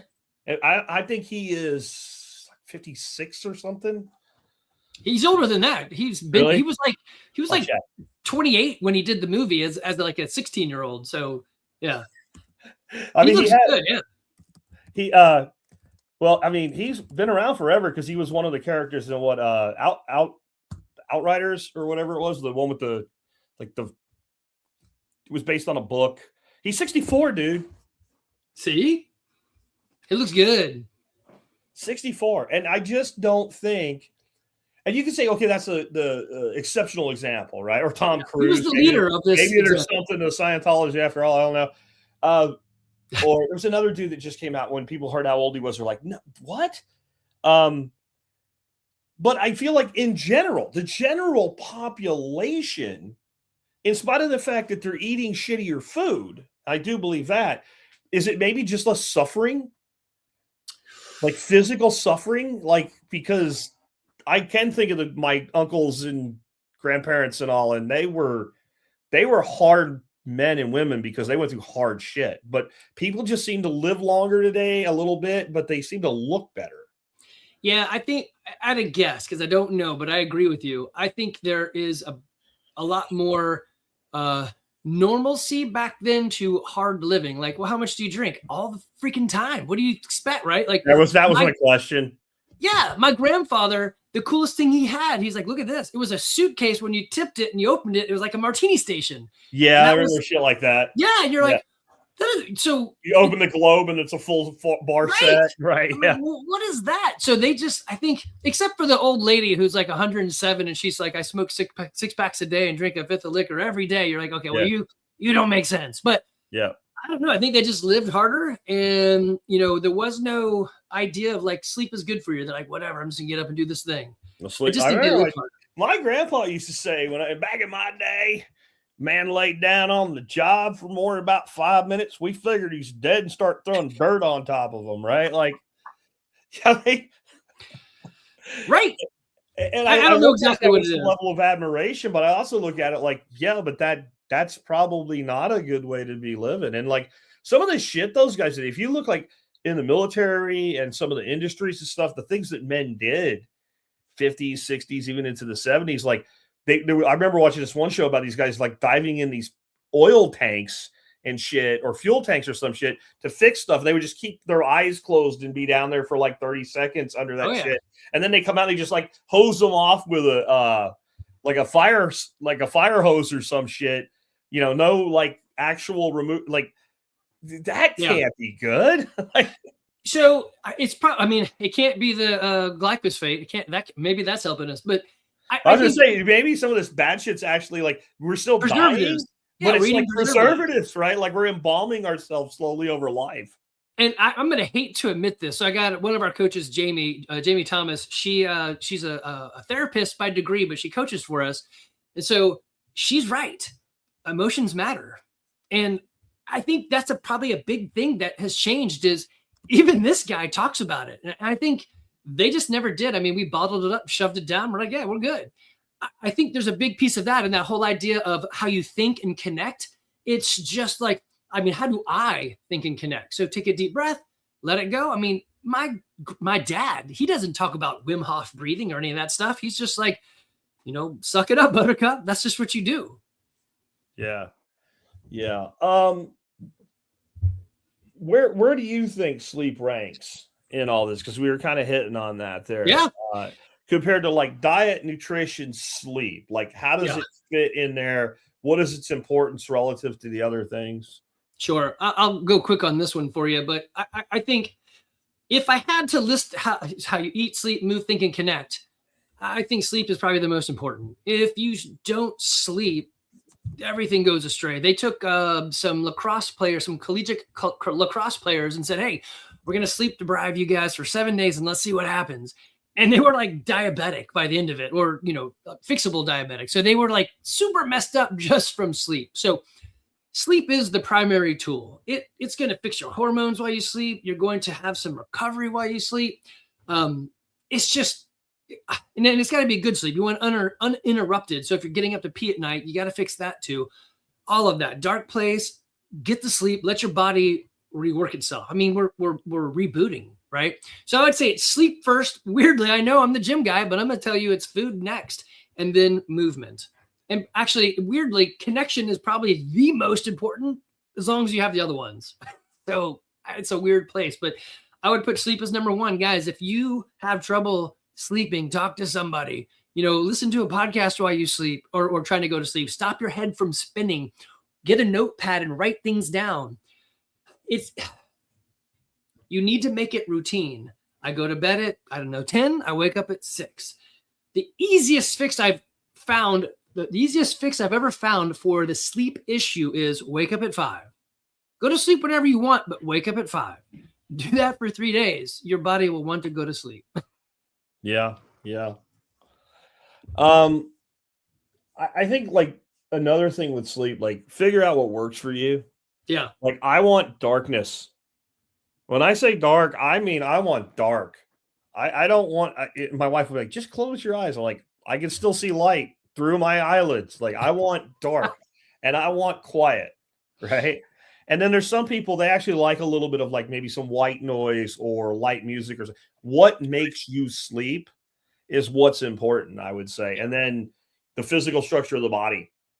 Like I'm a side sleeper, so I want my pillows to hold my head so my neck is straight. I don't want this and I don't want that, right? I want a nice, and if I don't do that, then when I wake up in the morning, I'm like, oh, that's why that's important because that hurts.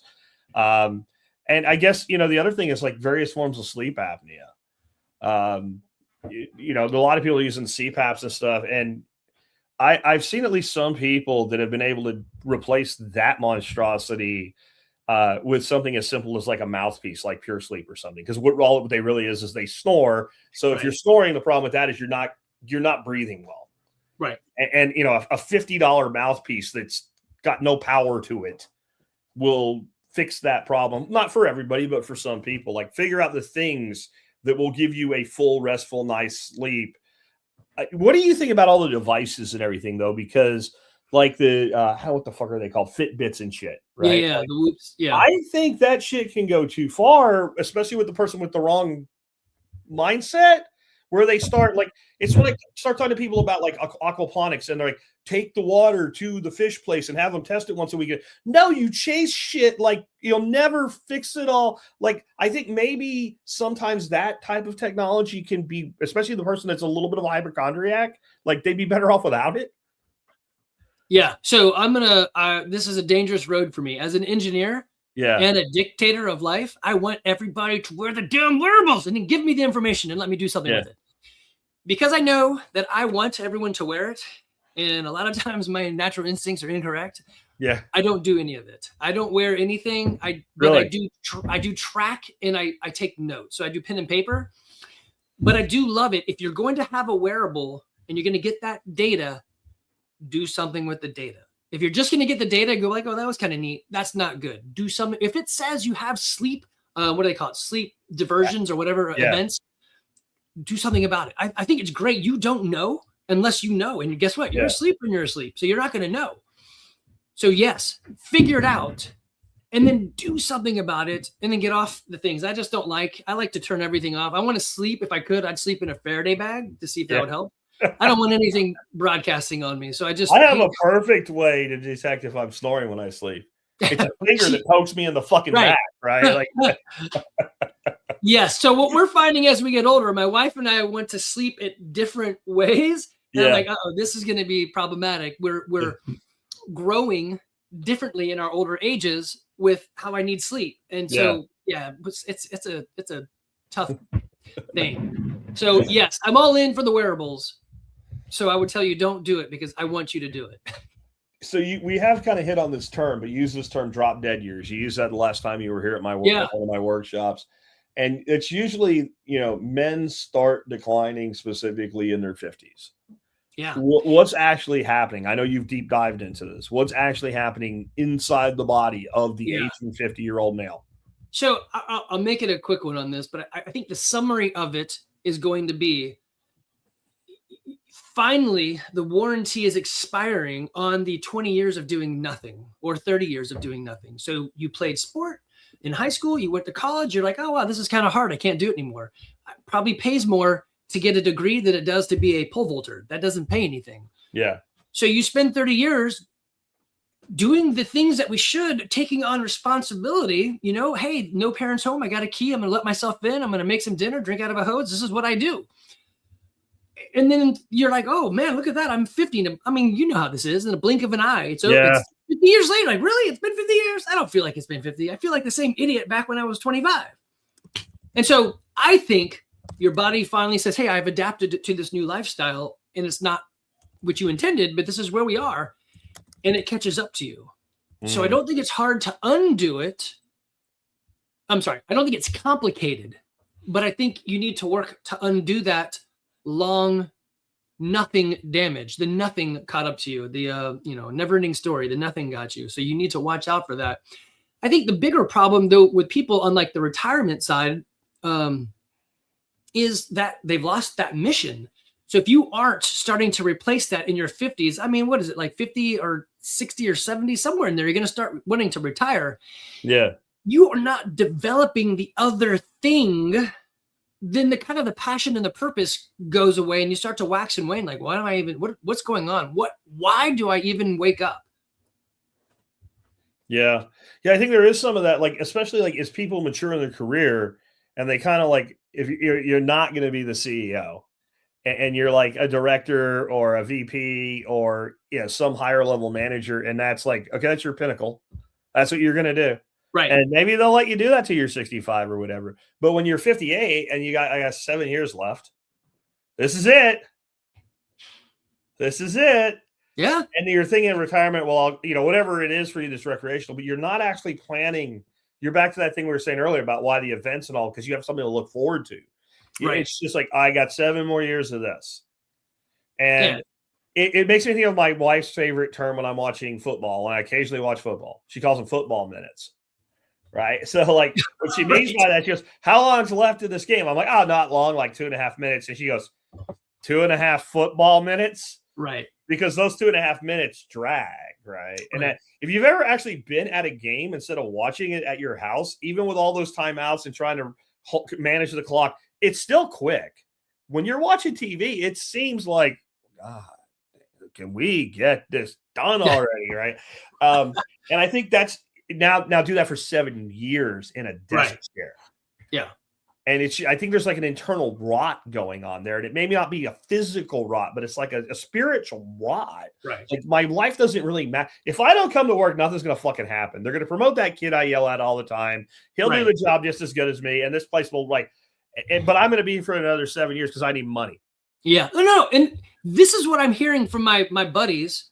Now, I don't hear this from all of them, but there is a simmering pot of, I just need to hang on for 7 more years and then my retirement fund is where it's at. Right. Yeah. And so I think there's this thing of, I just need to hold on. Like, man, that's not really an awesome life. You're just holding on. I mean, I get it. It's money and it's finances and you need that. But your work isn't you. Well, unless it's, your work is you in a lot of cases. This whole survival podcast is an expression of you, right? This gym is an expression of me. And if they don't put something in there, which we get to 50 and I mean, things go weird. You got your kids moving out. Sometimes there's marital stress. Sometimes 50% of the time there's marital issues, right? Yeah. It's just a combination of things. And they're like, hey, I could just replace you with a kid out of college that knows AI and he can do your job better. You're like, I don't know. Can they? Maybe they can. But 50s is when a lot of guys replace their wife with a redhead and a red convertible, And that never works out well. That never works out well. Yeah. That's when your son comes home and he's like, your stepmom is now about more appropriate dating age for him than you. Like that does happen. Right. A lot of people make jokes about it in TV and movies and stuff, but they make jokes about things that are real. At least maybe they go more extreme, but yeah. It's only funny because there's some truth to it. Yeah. But I think there is some kind of midlife, they call it midlife crisis, but I don't know, if I was writing a book about it, I'd probably call it midlife rot. Yeah. That might be a good book for you to write, avoiding midlife rot, because it's all these things that we're talking about. And it is the drop dead years. Like for every dude that lives to be 90, there's another dude that has a heart attack at 57. Yeah. Right. And he didn't look bad. No. Right. When you have a guy that's 387 pounds, he has 14 chins, and he smokes every day and he drinks every day and he's always shoving food in his face and he drops over at 58. You're like, well, right. I know some of those guys that live like that live to be 90, but when one does it, you're like, I understand what happened. Right. When you see somebody that looks like, a normal person, and they might even look good for 57, 58. Boom. Yeah. And sometimes it's a like a birth defect or something, like a hole or a prolapse, or I don't know, whatever the hell they call it. Right. Like what's his name died of like an aneurysm. Like he died on a movie set, but they said if he was in the ER surrounded by heart surgeons, he still would have been dead. John Ritter, right? Oh, like yeah. There's those freak things. But the person just had a good old fashioned heart attack and dies at 57. And you got to wonder what's up with that, because and people don't understand mathematically mean, median, and mode. Most people do not die at the mathematical average of 72.3 years. No, that's just the average. Yeah. The middle number isn't going to, it's very few people actually die at that age. They die before it or after it. Right. That's how you get an average, right? That's how you get it. And that's, I don't know if I ever talked to you about this before, but this whole myth of longevity that we have now that we didn't used to have, it's based on that and zeros. That's what it's based on. So I did a thing. I was maybe doing this show for a few weeks, and I was already starting to talk about some of this kind of stuff, this modern medicine and all. And I got a lot of pushback from my first 15 listeners. And that was basically, we live longer. And I'm like, but do we? Right. So I went and I looked up every single person that signed the Declaration of Independence and how old they were when they died. And I put them into a spreadsheet. And so they were all males and they were all white guys. So I used the CDC numbers for average age of a white male in America today. They were rich or whatever. It didn't matter. All it meant is they had a house and food. You have a house and food. You have it better than they did. Indoor plumbing. Relax, right? Yeah. The average age of death for our founders that signed the Declaration of Independence was 72.1 years of age. At the time, according to the CDC, for white men in America, it was 72.8. We didn't gain a year. So I see what you're saying. And so everybody thought everybody died in their 40s back then. Nobody died in their 40s. No, but a lot of people died when they were 1 day old, right, as they were being born, or between 2 years and 10 years from smallpox or what have you. And if you made it through that, you lived about the same as we live now. Right. And that changed a lot for me when I did that, because I kind of knew that. But when I actually looked at the number, I'm like, well, shit. We gained 0.6 of a year in 200 years, and all this shit and all this medicine and all this everything. And it was because people just didn't die super young anymore. Yeah. That's all it was. And then we filtered out all the people that lived in dysentery or something like that. So people that had at least a decent home, clean water, and food lived to be 70 years old. And today they live to be about. But like you said, I think that's a really important thing. Almost nobody dies at 72. Right. People die at 84 and 56. And then that's your average, right?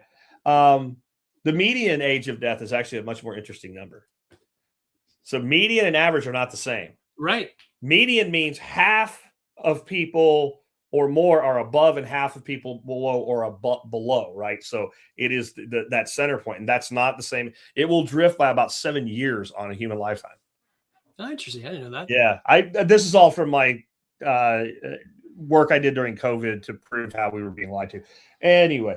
Can you say that word and not get banned? Is it okay? You can say COVID. Now you can't say anything bad about the people that lied to us. How important is tribe, man? We talk about community all the time, and and tribe could be, people you play sports with. I think that's another reason, going to the gym might be for some people, because that's the one place they have bros that they can hang out with and talk to, having some level of community involvement. This is something we've lost a lot of. And I've never been a deeply religious person, but I also can acknowledge some things have benefits. And one of the things I can say about when I was growing up, since everybody went to church, everybody had community because of church. Right. And as we have more and more isolated ourselves, we've isolated ourselves from community a great deal. Right. I'm in 100%. You actually said this. I was like, I don't know why I like the podcast. You're like, because you're an introvert and you talk to yourself. I'm like, no, that's actually probably true. So it's tough especially when you come out of like an engineering mindset. And I like people, but I don't like dumb people, which is tough. And I don't like people doing stupid things, but you need community, and community is made up of everybody. So you have to get over yourself, talk to your therapist or whatever, and go out and find the people that are similar. I think at your fall workshop, I talked about the Venn diagram of my relationships. I like to overlap. I've got a Post-it right here on my computer of the 4 guys that overlap me in these 4 different areas. I'm like, make sure you talk to them every week. They're your guys. That's the people that it should be the easiest to get along with. And I'm the oldest one of them. We shouldn't be friends because we're in the wrong phases of life. But I love these guys. And I got some more that I try to make sure I contact. But you find that community in the things that you like. I mean, this is a great example. You have a community. I know Bruce is going to yell at me about Telegram. I'm never on it. But there's a huge group in there that talks to each other. There are people to get together for your events. I've got people from your place that still text me about stuff. Build community with the people that you like. I know, like, and trust you. You know, like, and trust them. I can extend that, and you can create relationships better. So we do things like we'll go mountain biking. It was actually kind of funny. It didn't happen this way, but don't let facts interrupt a good story. So there's like 5 of us at the mountain biking trail, Blankets Creek. And we're just did one lap. We're standing on their bikes, huffing and puffing. And this guy pulls up and he's like, hey, you guys have bikes. We're like, hey, you have a bike.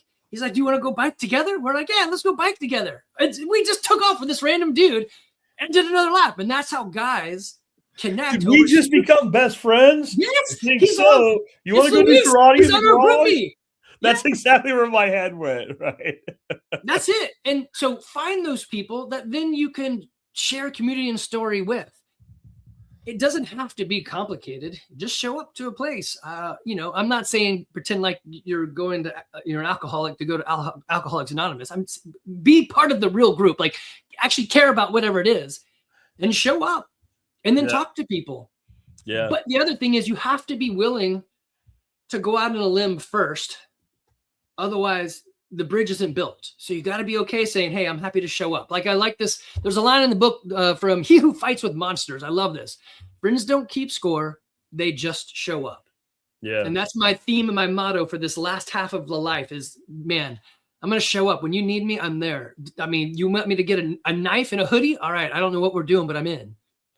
I deal with a lot of the same stuff because I call myself an introverted extrovert. And this is what I mean. Like many Gen Xers, I don't want to work with other people where people say like you're the person that like doesn't play well with others. Like, but there's a reason. I'm working. I'm trying to get shit done. Anything you do will only slow me down. Like when I work with somebody else, it's only because they can do a thing I can't, and it's important to what I'm doing. And it's only for that. Like I want to be front and center on my thing and work. Right. But I like to play around when other people are like. There's 2 sides to that, right? Like, yeah. So I don't want to be in a group environment to work on a presentation because I would be fucking done with it yesterday if I didn't have to deal with all you fucking people. I know that sounds arrogant. That's just a Gen X thing. That's how we are. I know what I want to say. Like, there might be the one thing we can collaborate on and get the fuck out of here and go do something else. Like, Gen X tends to be, especially dudes, they just quietly do their work and get shit done, and they don't want to be bothered. So they seem like this, like, stay away from me type. But I've never really had close relationships at work. Yeah. I don't want them. Because if I have to fire you, I don't want to feel bad about it. Yeah. Yeah, and I'm fixing that in my life right now. Some of the closest people I got are the guys and girls that I work with, and I love it. I'm closer to the guys because that just makes more sense. But, I mean, yeah, so men, if you don't have anybody that you can call on to change a tire at 3 a.m., you need to find somebody. You need to find some group. You need to have some place where you can talk, you can relax, you can throw dirt balls at each other or pine cones. I mean, don't do that, but shoot BB guns at each other. You can throw apples at each other with apple atlatls. Yeah. Yeah, definitely. And I think that is something we're sorely lacking. And that's another way that people have misery in their old age. Like, especially if they were unmarried or they lose their partner, they're the second one to go. they end up having nothing in their life and they just kind of become shut-ins. Right.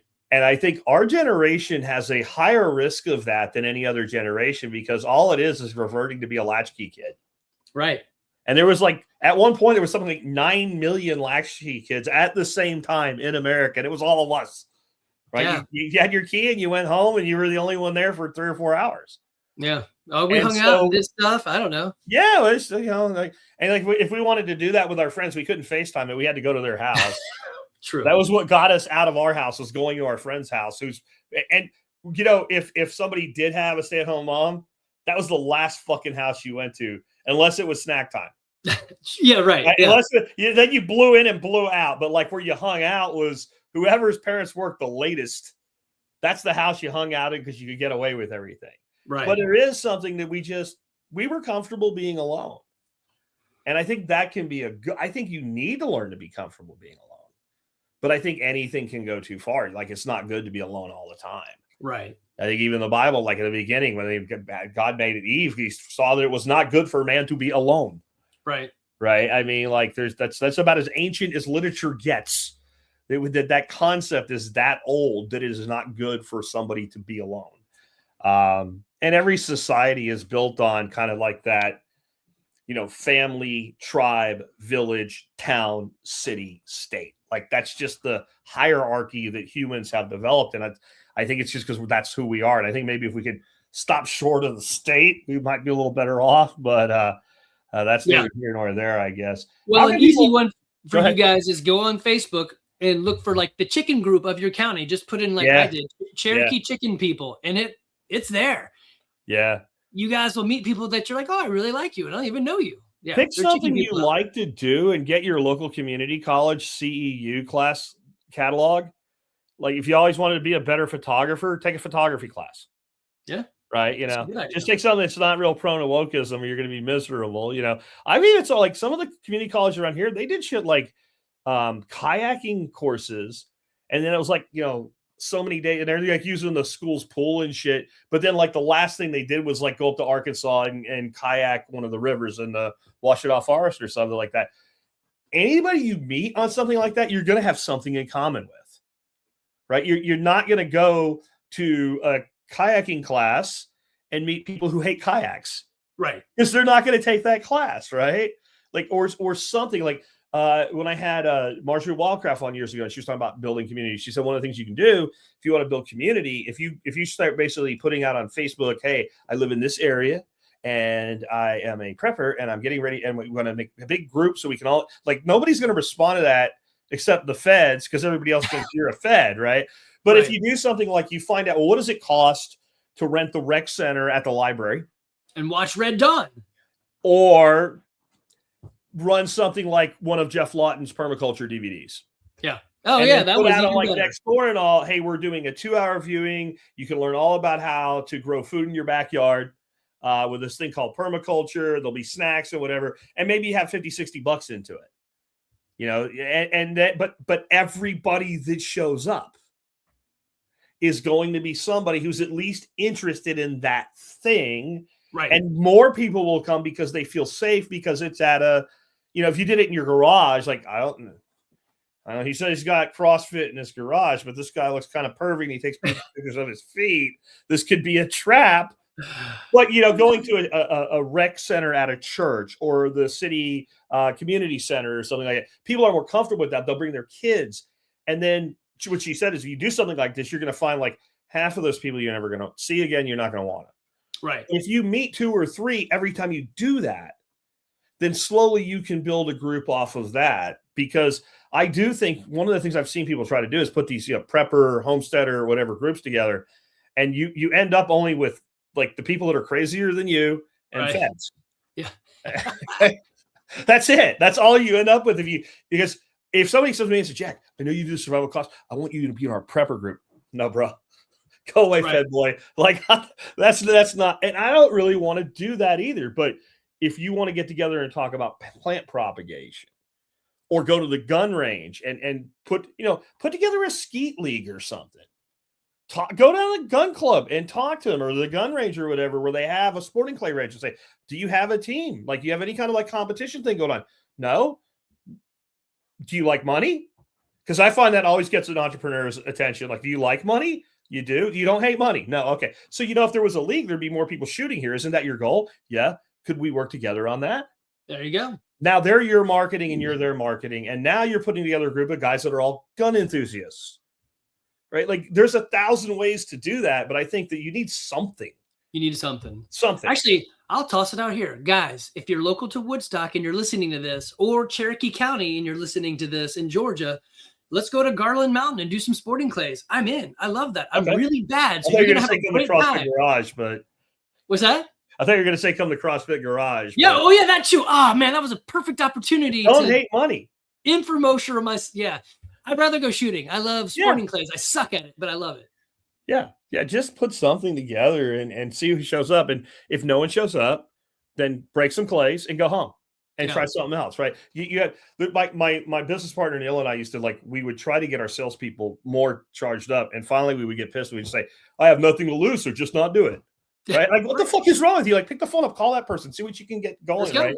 Yeah. Like, I think there's something that you want to like CrossFit Garage and some other things, like some resources you have where people can learn more about you and what have you. So there you go. Here's the infomercial. If you're in Woodstock, come see us. If you're not in Woodstock, you're like, hey, I'd like to have a gym that doesn't suck. Dude, email me and I will non-creepily help figure out where you live so that you can find a gym that'll meet your needs. So Andy at CrossFitGarage.com. I know that's super weird. You can email Jack and he'll get it over to me, although you could just email me. I will, for any of you guys out there, well, unless 1 billion or 200,000 of you say yes to this, free resources. Go to my website, CrossFitGarage.com /free. There's a bunch of stuff that actually I did for y'all as I do the expert council thing. You can find all sorts of free stuff, workouts and so forth. I will also help you for free. If you log your food for 2 weeks, I'll help you for an hour for free. Basically, though, here's the thing. When you log your food for 2 weeks, you're going to see the dumb stuff you do, and you won't need me. If you need help, like, and trust Jack. He extends that to me. I extend that to my coaches. Hire one of my coaches. They are not going to charge you $1,000 an hour like I will. So I got Coach Jamie. She's got Fox Oak Counseling. She's a therapist. She's awesome. Jennifer with Inked Barbell. Josiah, he does a lot of cool stuff, especially dudes. If you suck at fashion, he will help you there. Coach Matt, he's like 6'9". So if you've got a basketball kid and he's not doing well or she's not doing well, this guy is going to rock you. If you're interested in those patches that my wife is into, let me know. I'll hook you up. Guys, I want you to succeed. If you want to know what my brother and my son are doing on AI, my brother is the Wizard of Oz. And my son is Mufasa. He's about to kill the lion. He's going to crush it in AI. I'll tell you what they're up to and what the world is doing. So I do have a podcast, Fitness, Food, and Finance. You can listen to that sort of stuff there. On YouTube, it's just at Andy McCann 42 because back in 2008, I didn't know what I was naming, and I just named it after me. And then, of course, 42 is the answer to life, the universe, and everything. So, yeah. I'm here for you. Community. I love this community. I love showing up. I love doing the stuff. And man, who doesn't like people who are self-reliant? This is awesome. Well, right now I've got up a thing that says last call for questions on the little marquee. And I'm just going to share with you guys why. So I typed a bunch of different versions of last call for questions in, and YouTube blocked every one of them as potential spam, even though I own the channel. They blocked last call for questions, last call to ask questions, last chance to ask questions, one more call for questions. If you have questions, post them now, and questions, let us know, last chance at it. All of those were blocked and flagged as dangerous by the geniuses that run YouTube. See why I don't? This is part of why we have trust issues, Andy. I think Gen X, we have a lot of trust issues. They told us shit like if we turn the light on in the car, the cops were going to take us to jail, right? The dome light. And, when the ice cream truck rang the bell, it meant they were out of ice cream. Yeah, we have trust issues, right? Anyway, let's take some questions. Anyway, if you do have a question, get it in quick because this will be the last call. I got 3 here and one's not even for Andy. Question for me, Jack, how do I find your store where the grow lights that you recommend are and you get credit? That would be tspaz.com. We'll talk about that more in just a bit. But if you want to find any of my product recommendations, you just go to tspaz.com. It just redirects to a page on my website, and you can, do your shopping starting from there. But just a little bit down, there's all the categories. And so with lights, you would click on lighting, right? And you click on lights, and then you would be able to find that. And all the stuff I've reviewed over the years is always on that page. So since you asked, I'll give you an answer to it. Next question is from Ace. He says, I'm fit and in my 60s. I do push-ups and do 25 PD free weights twice a day. Problem is eating enough protein. Goal is a firm chest and a six-pack. Tips. Okay. So if your goal is a six-pack, it's all in what you eat. Everyone's got muscles underneath that stuff, but you have to convince your body to, one, that there's no famine and it's okay to burn that fat. So sometimes, I know this is going to sound bad, you're like, hey, what are my calorie count at? Most guys should be somewhere in the 2400s. If you drop too far down in your calories, your body starts shutting things off. So it may be a scenario where you might need to eat more. I don't know. You said your protein count. Well, that's not really going to be abs in your stomach. It's going to be the weight, right? You need to work on weight. So it's a kind of a shredding thing. Chest. I mean, obviously you're going to go with some basic push-ups. You can do probably deficit. If you got dumbbells, put them on the ground and do a deficit push-up. The wider your arms, your elbows go, the more chest you're impacting. The more narrow your elbows go, the more tricep you're hitting. So go wide and deficit, and that should help out some. And I don't know how you'd feel about this. I'd say that if you want to work on your chest, like a lot of guys do a lot of bench pressing. Yeah. Incline and decline as well. Oh, yeah. Well, I you're was not just saying, dumbbells. Part of the pec that you're working the same part of the pec along with the triceps and everything else on a flat bench. And a lot of people do flat and incline. I see very few people do decline. And I get it because it feels kind of weird. Yeah. The first, like, it's not the upside down thing. It's just when you push that bar and you're pushing it, like, it's just weird. It's like you're pushing it like towards the ground, but it's going up. I don't know. Like, it's weird, but it works a totally different part of the chest muscle. I have found that one. You'll like this. I need to find the pictures next time you're here. When I was 19 in the Army and we were in Honduras, we didn't have a gym. So me and my buddy, this guy named Timberlake, we built our own weight bench and weights. That's not dangerous.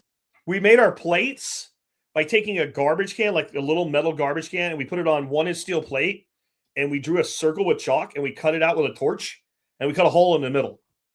It was mostly balanced. And then we turned the can over to the bottom side to make smaller plates. So we made our plates out of that. And then we took a bar that was about the right diameter. We put a piece of smaller bar inside it, welded the end shut, and we welded 2 giant nuts on for collars. And then we took scrap plywood and we built a bench, and that bench did incline, decline, and flat. And we even built a bar holder for it. But you needed someone to help you with it because it went like back like this into the wood, right? But it worked. And we were able to work out there. So that's just a fun story. And let's take away anybody's bullshit excuse about why they can't work out. You can get creative on this stuff. Yeah. Yeah. We also set up pull-up bars. And because the dirt was like talcum powder, even putting the 4x4s down in the ground like 2 feet, they wobbled. So we had to put all these stabilizers on them, and we ended up turning one of them. We had like a 45-degree angle going down to the ground, and then 2 from each other side coming up, and it was perfect. We put a cross member there, and then you could lay on that with your feet locked into the 2 side ones and do like 45-degree angle upward sit-ups. And so you work out more when you're bored, I guess. Well, that's true. Bruce, Bruce says, what about mobility and being able to crawl around on the floor and get up off the floor? That's actually really important.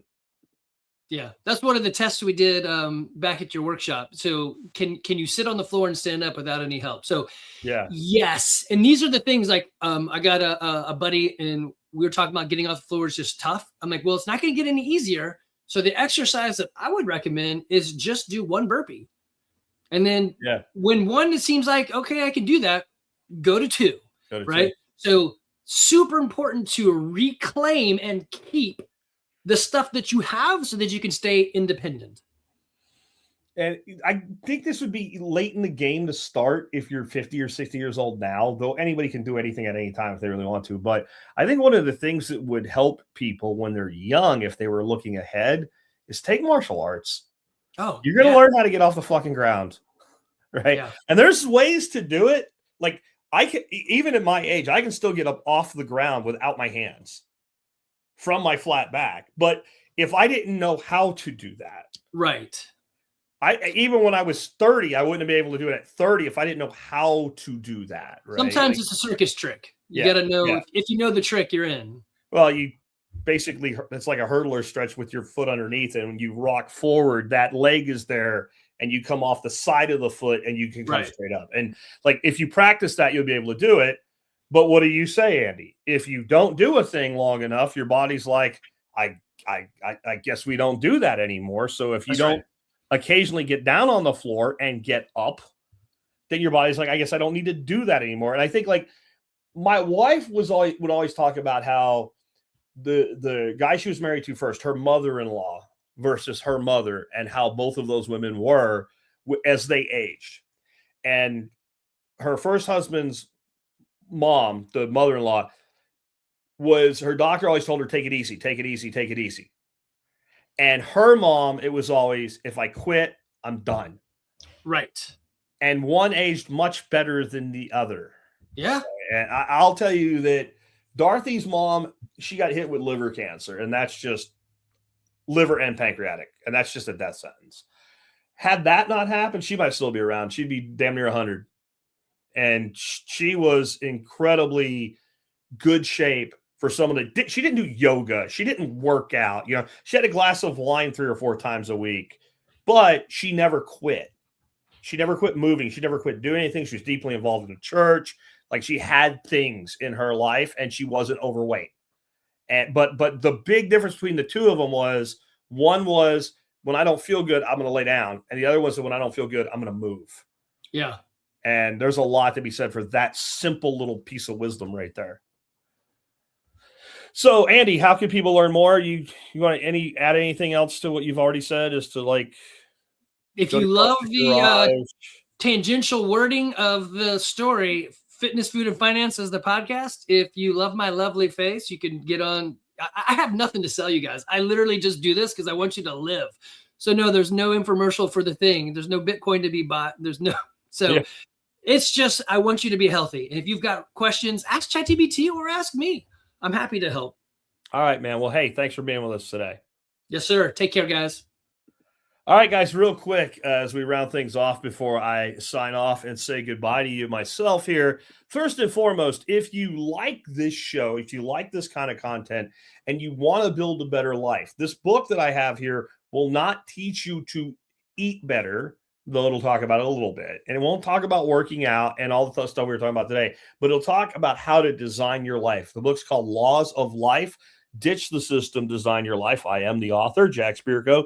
You can find it at Amazon. Do consider picking up a copy. And if you're like, well, I wish, my kid who's like 15 or 20 would listen to these guys and learn how to put his shit together in life. A lot of times they won't listen, but if you give them a book, sometimes it'll sit around long enough and they'll read it. So it's very much in tune with what many young people need to hear, and especially, I would say, young men. Next up today, though, is my item of the day. We did have a question today about how to find the things I recommend, and of course, that's at tspaz.com. I have a product for you today that is going to be like, either you like can see a place you need this, and you're like, wow, that's a really great product, or you're going to be, I don't care. Not everything can be a home run for everybody. But this is a company called Temp Pro, and it's their TP50 digital hydrometer and thermometer. And it does what it says. It tells you the relative humidity in a space, and it tells you the temperature in a space. But wait, there's more. It also keeps a record of what was the lowest humidity and highest humidity and lowest temperature and highest humidity. And here's the thing. since the last reset to zero it out. So this thing could not be simpler to use. A lot of times when people see a sensor device like this, they think like you got a computer program or something. It doesn't do anything special. It's got one button only. And if you push the button once, it changes between centigrade and Fahrenheit. That's it. If you hold the button down, that memory I just talked about is reset. So if you wanted to know every morning what the highest and lowest temperature in an area and highest and lowest humidity in an area was, you'd reset it, let's say 8 o'clock in the morning every morning. And then that morning when you came in, you record those numbers somehow and then reset it again. Or you could do it by the week or however long you want, which is really a great way to do it. I got this because I needed something in my garage because I have this brand new plant starting system. And I'm starting to do videos on the system itself. And so today I did a video on that system. Like, why don't you actually write up the little sensor as well? I built a really cool thing you guys might want to check out. I took a 55-gallon fish tank that is heated, and I built a kind of makeshift greenhouse around it. And then I also have a shelf system with plant lights, like the person asked about earlier, where I'm starting all my seeds. And they're all in the common little greenhouse thing together. And that means while that's closed up, that warm water in that heated 55-gallon fish tank evaporates into there. It raises the humidity and, of course, keeps the temperature more stable.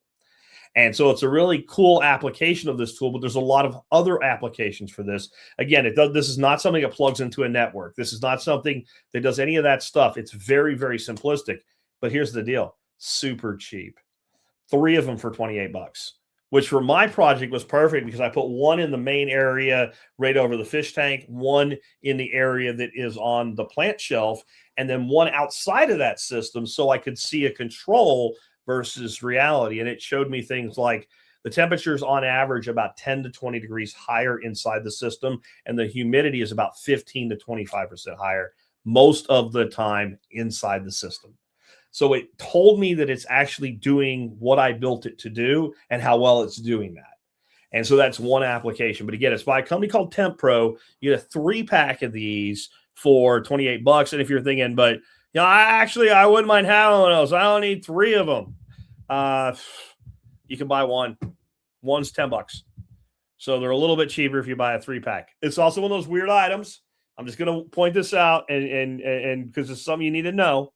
In a lot of situations, it is one of those products that is not always a discount to buy a multi-pack.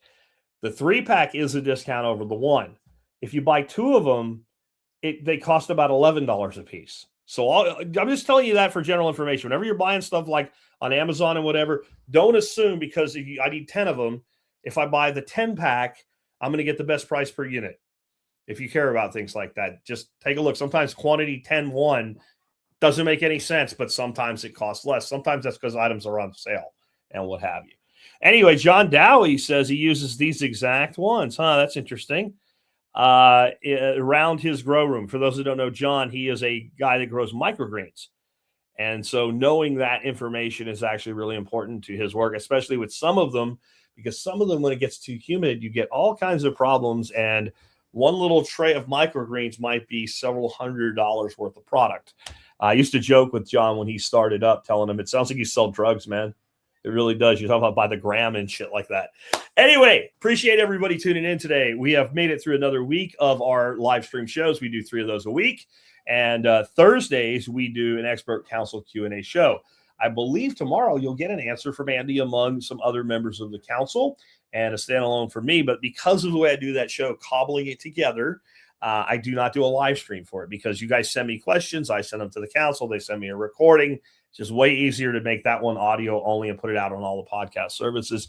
Thanks for tuning in today. And hey, if you want all of the resources Andy talked about, if you want to learn anything more about this show and the work that we do and what have you, and you're watching this video, right down in the video notes, in the first little paragraph, there's a link. It'll go over to my website. It'll go to the page for this episode. If we're still live and you click it right now this minute while we're live, it won't work because we're not quite done yet. About 30 minutes after the live ends, that page will come up, and I have links to everything that Andy talked about, his business site, his personal and his business Instagram, as well as same with Facebook, his free resources page. All that stuff is there. All I got to do is click a link. I don't even think he makes you fill out a form to get it. So get on over there and get those resources. Take care, guys. I will catch you tomorrow.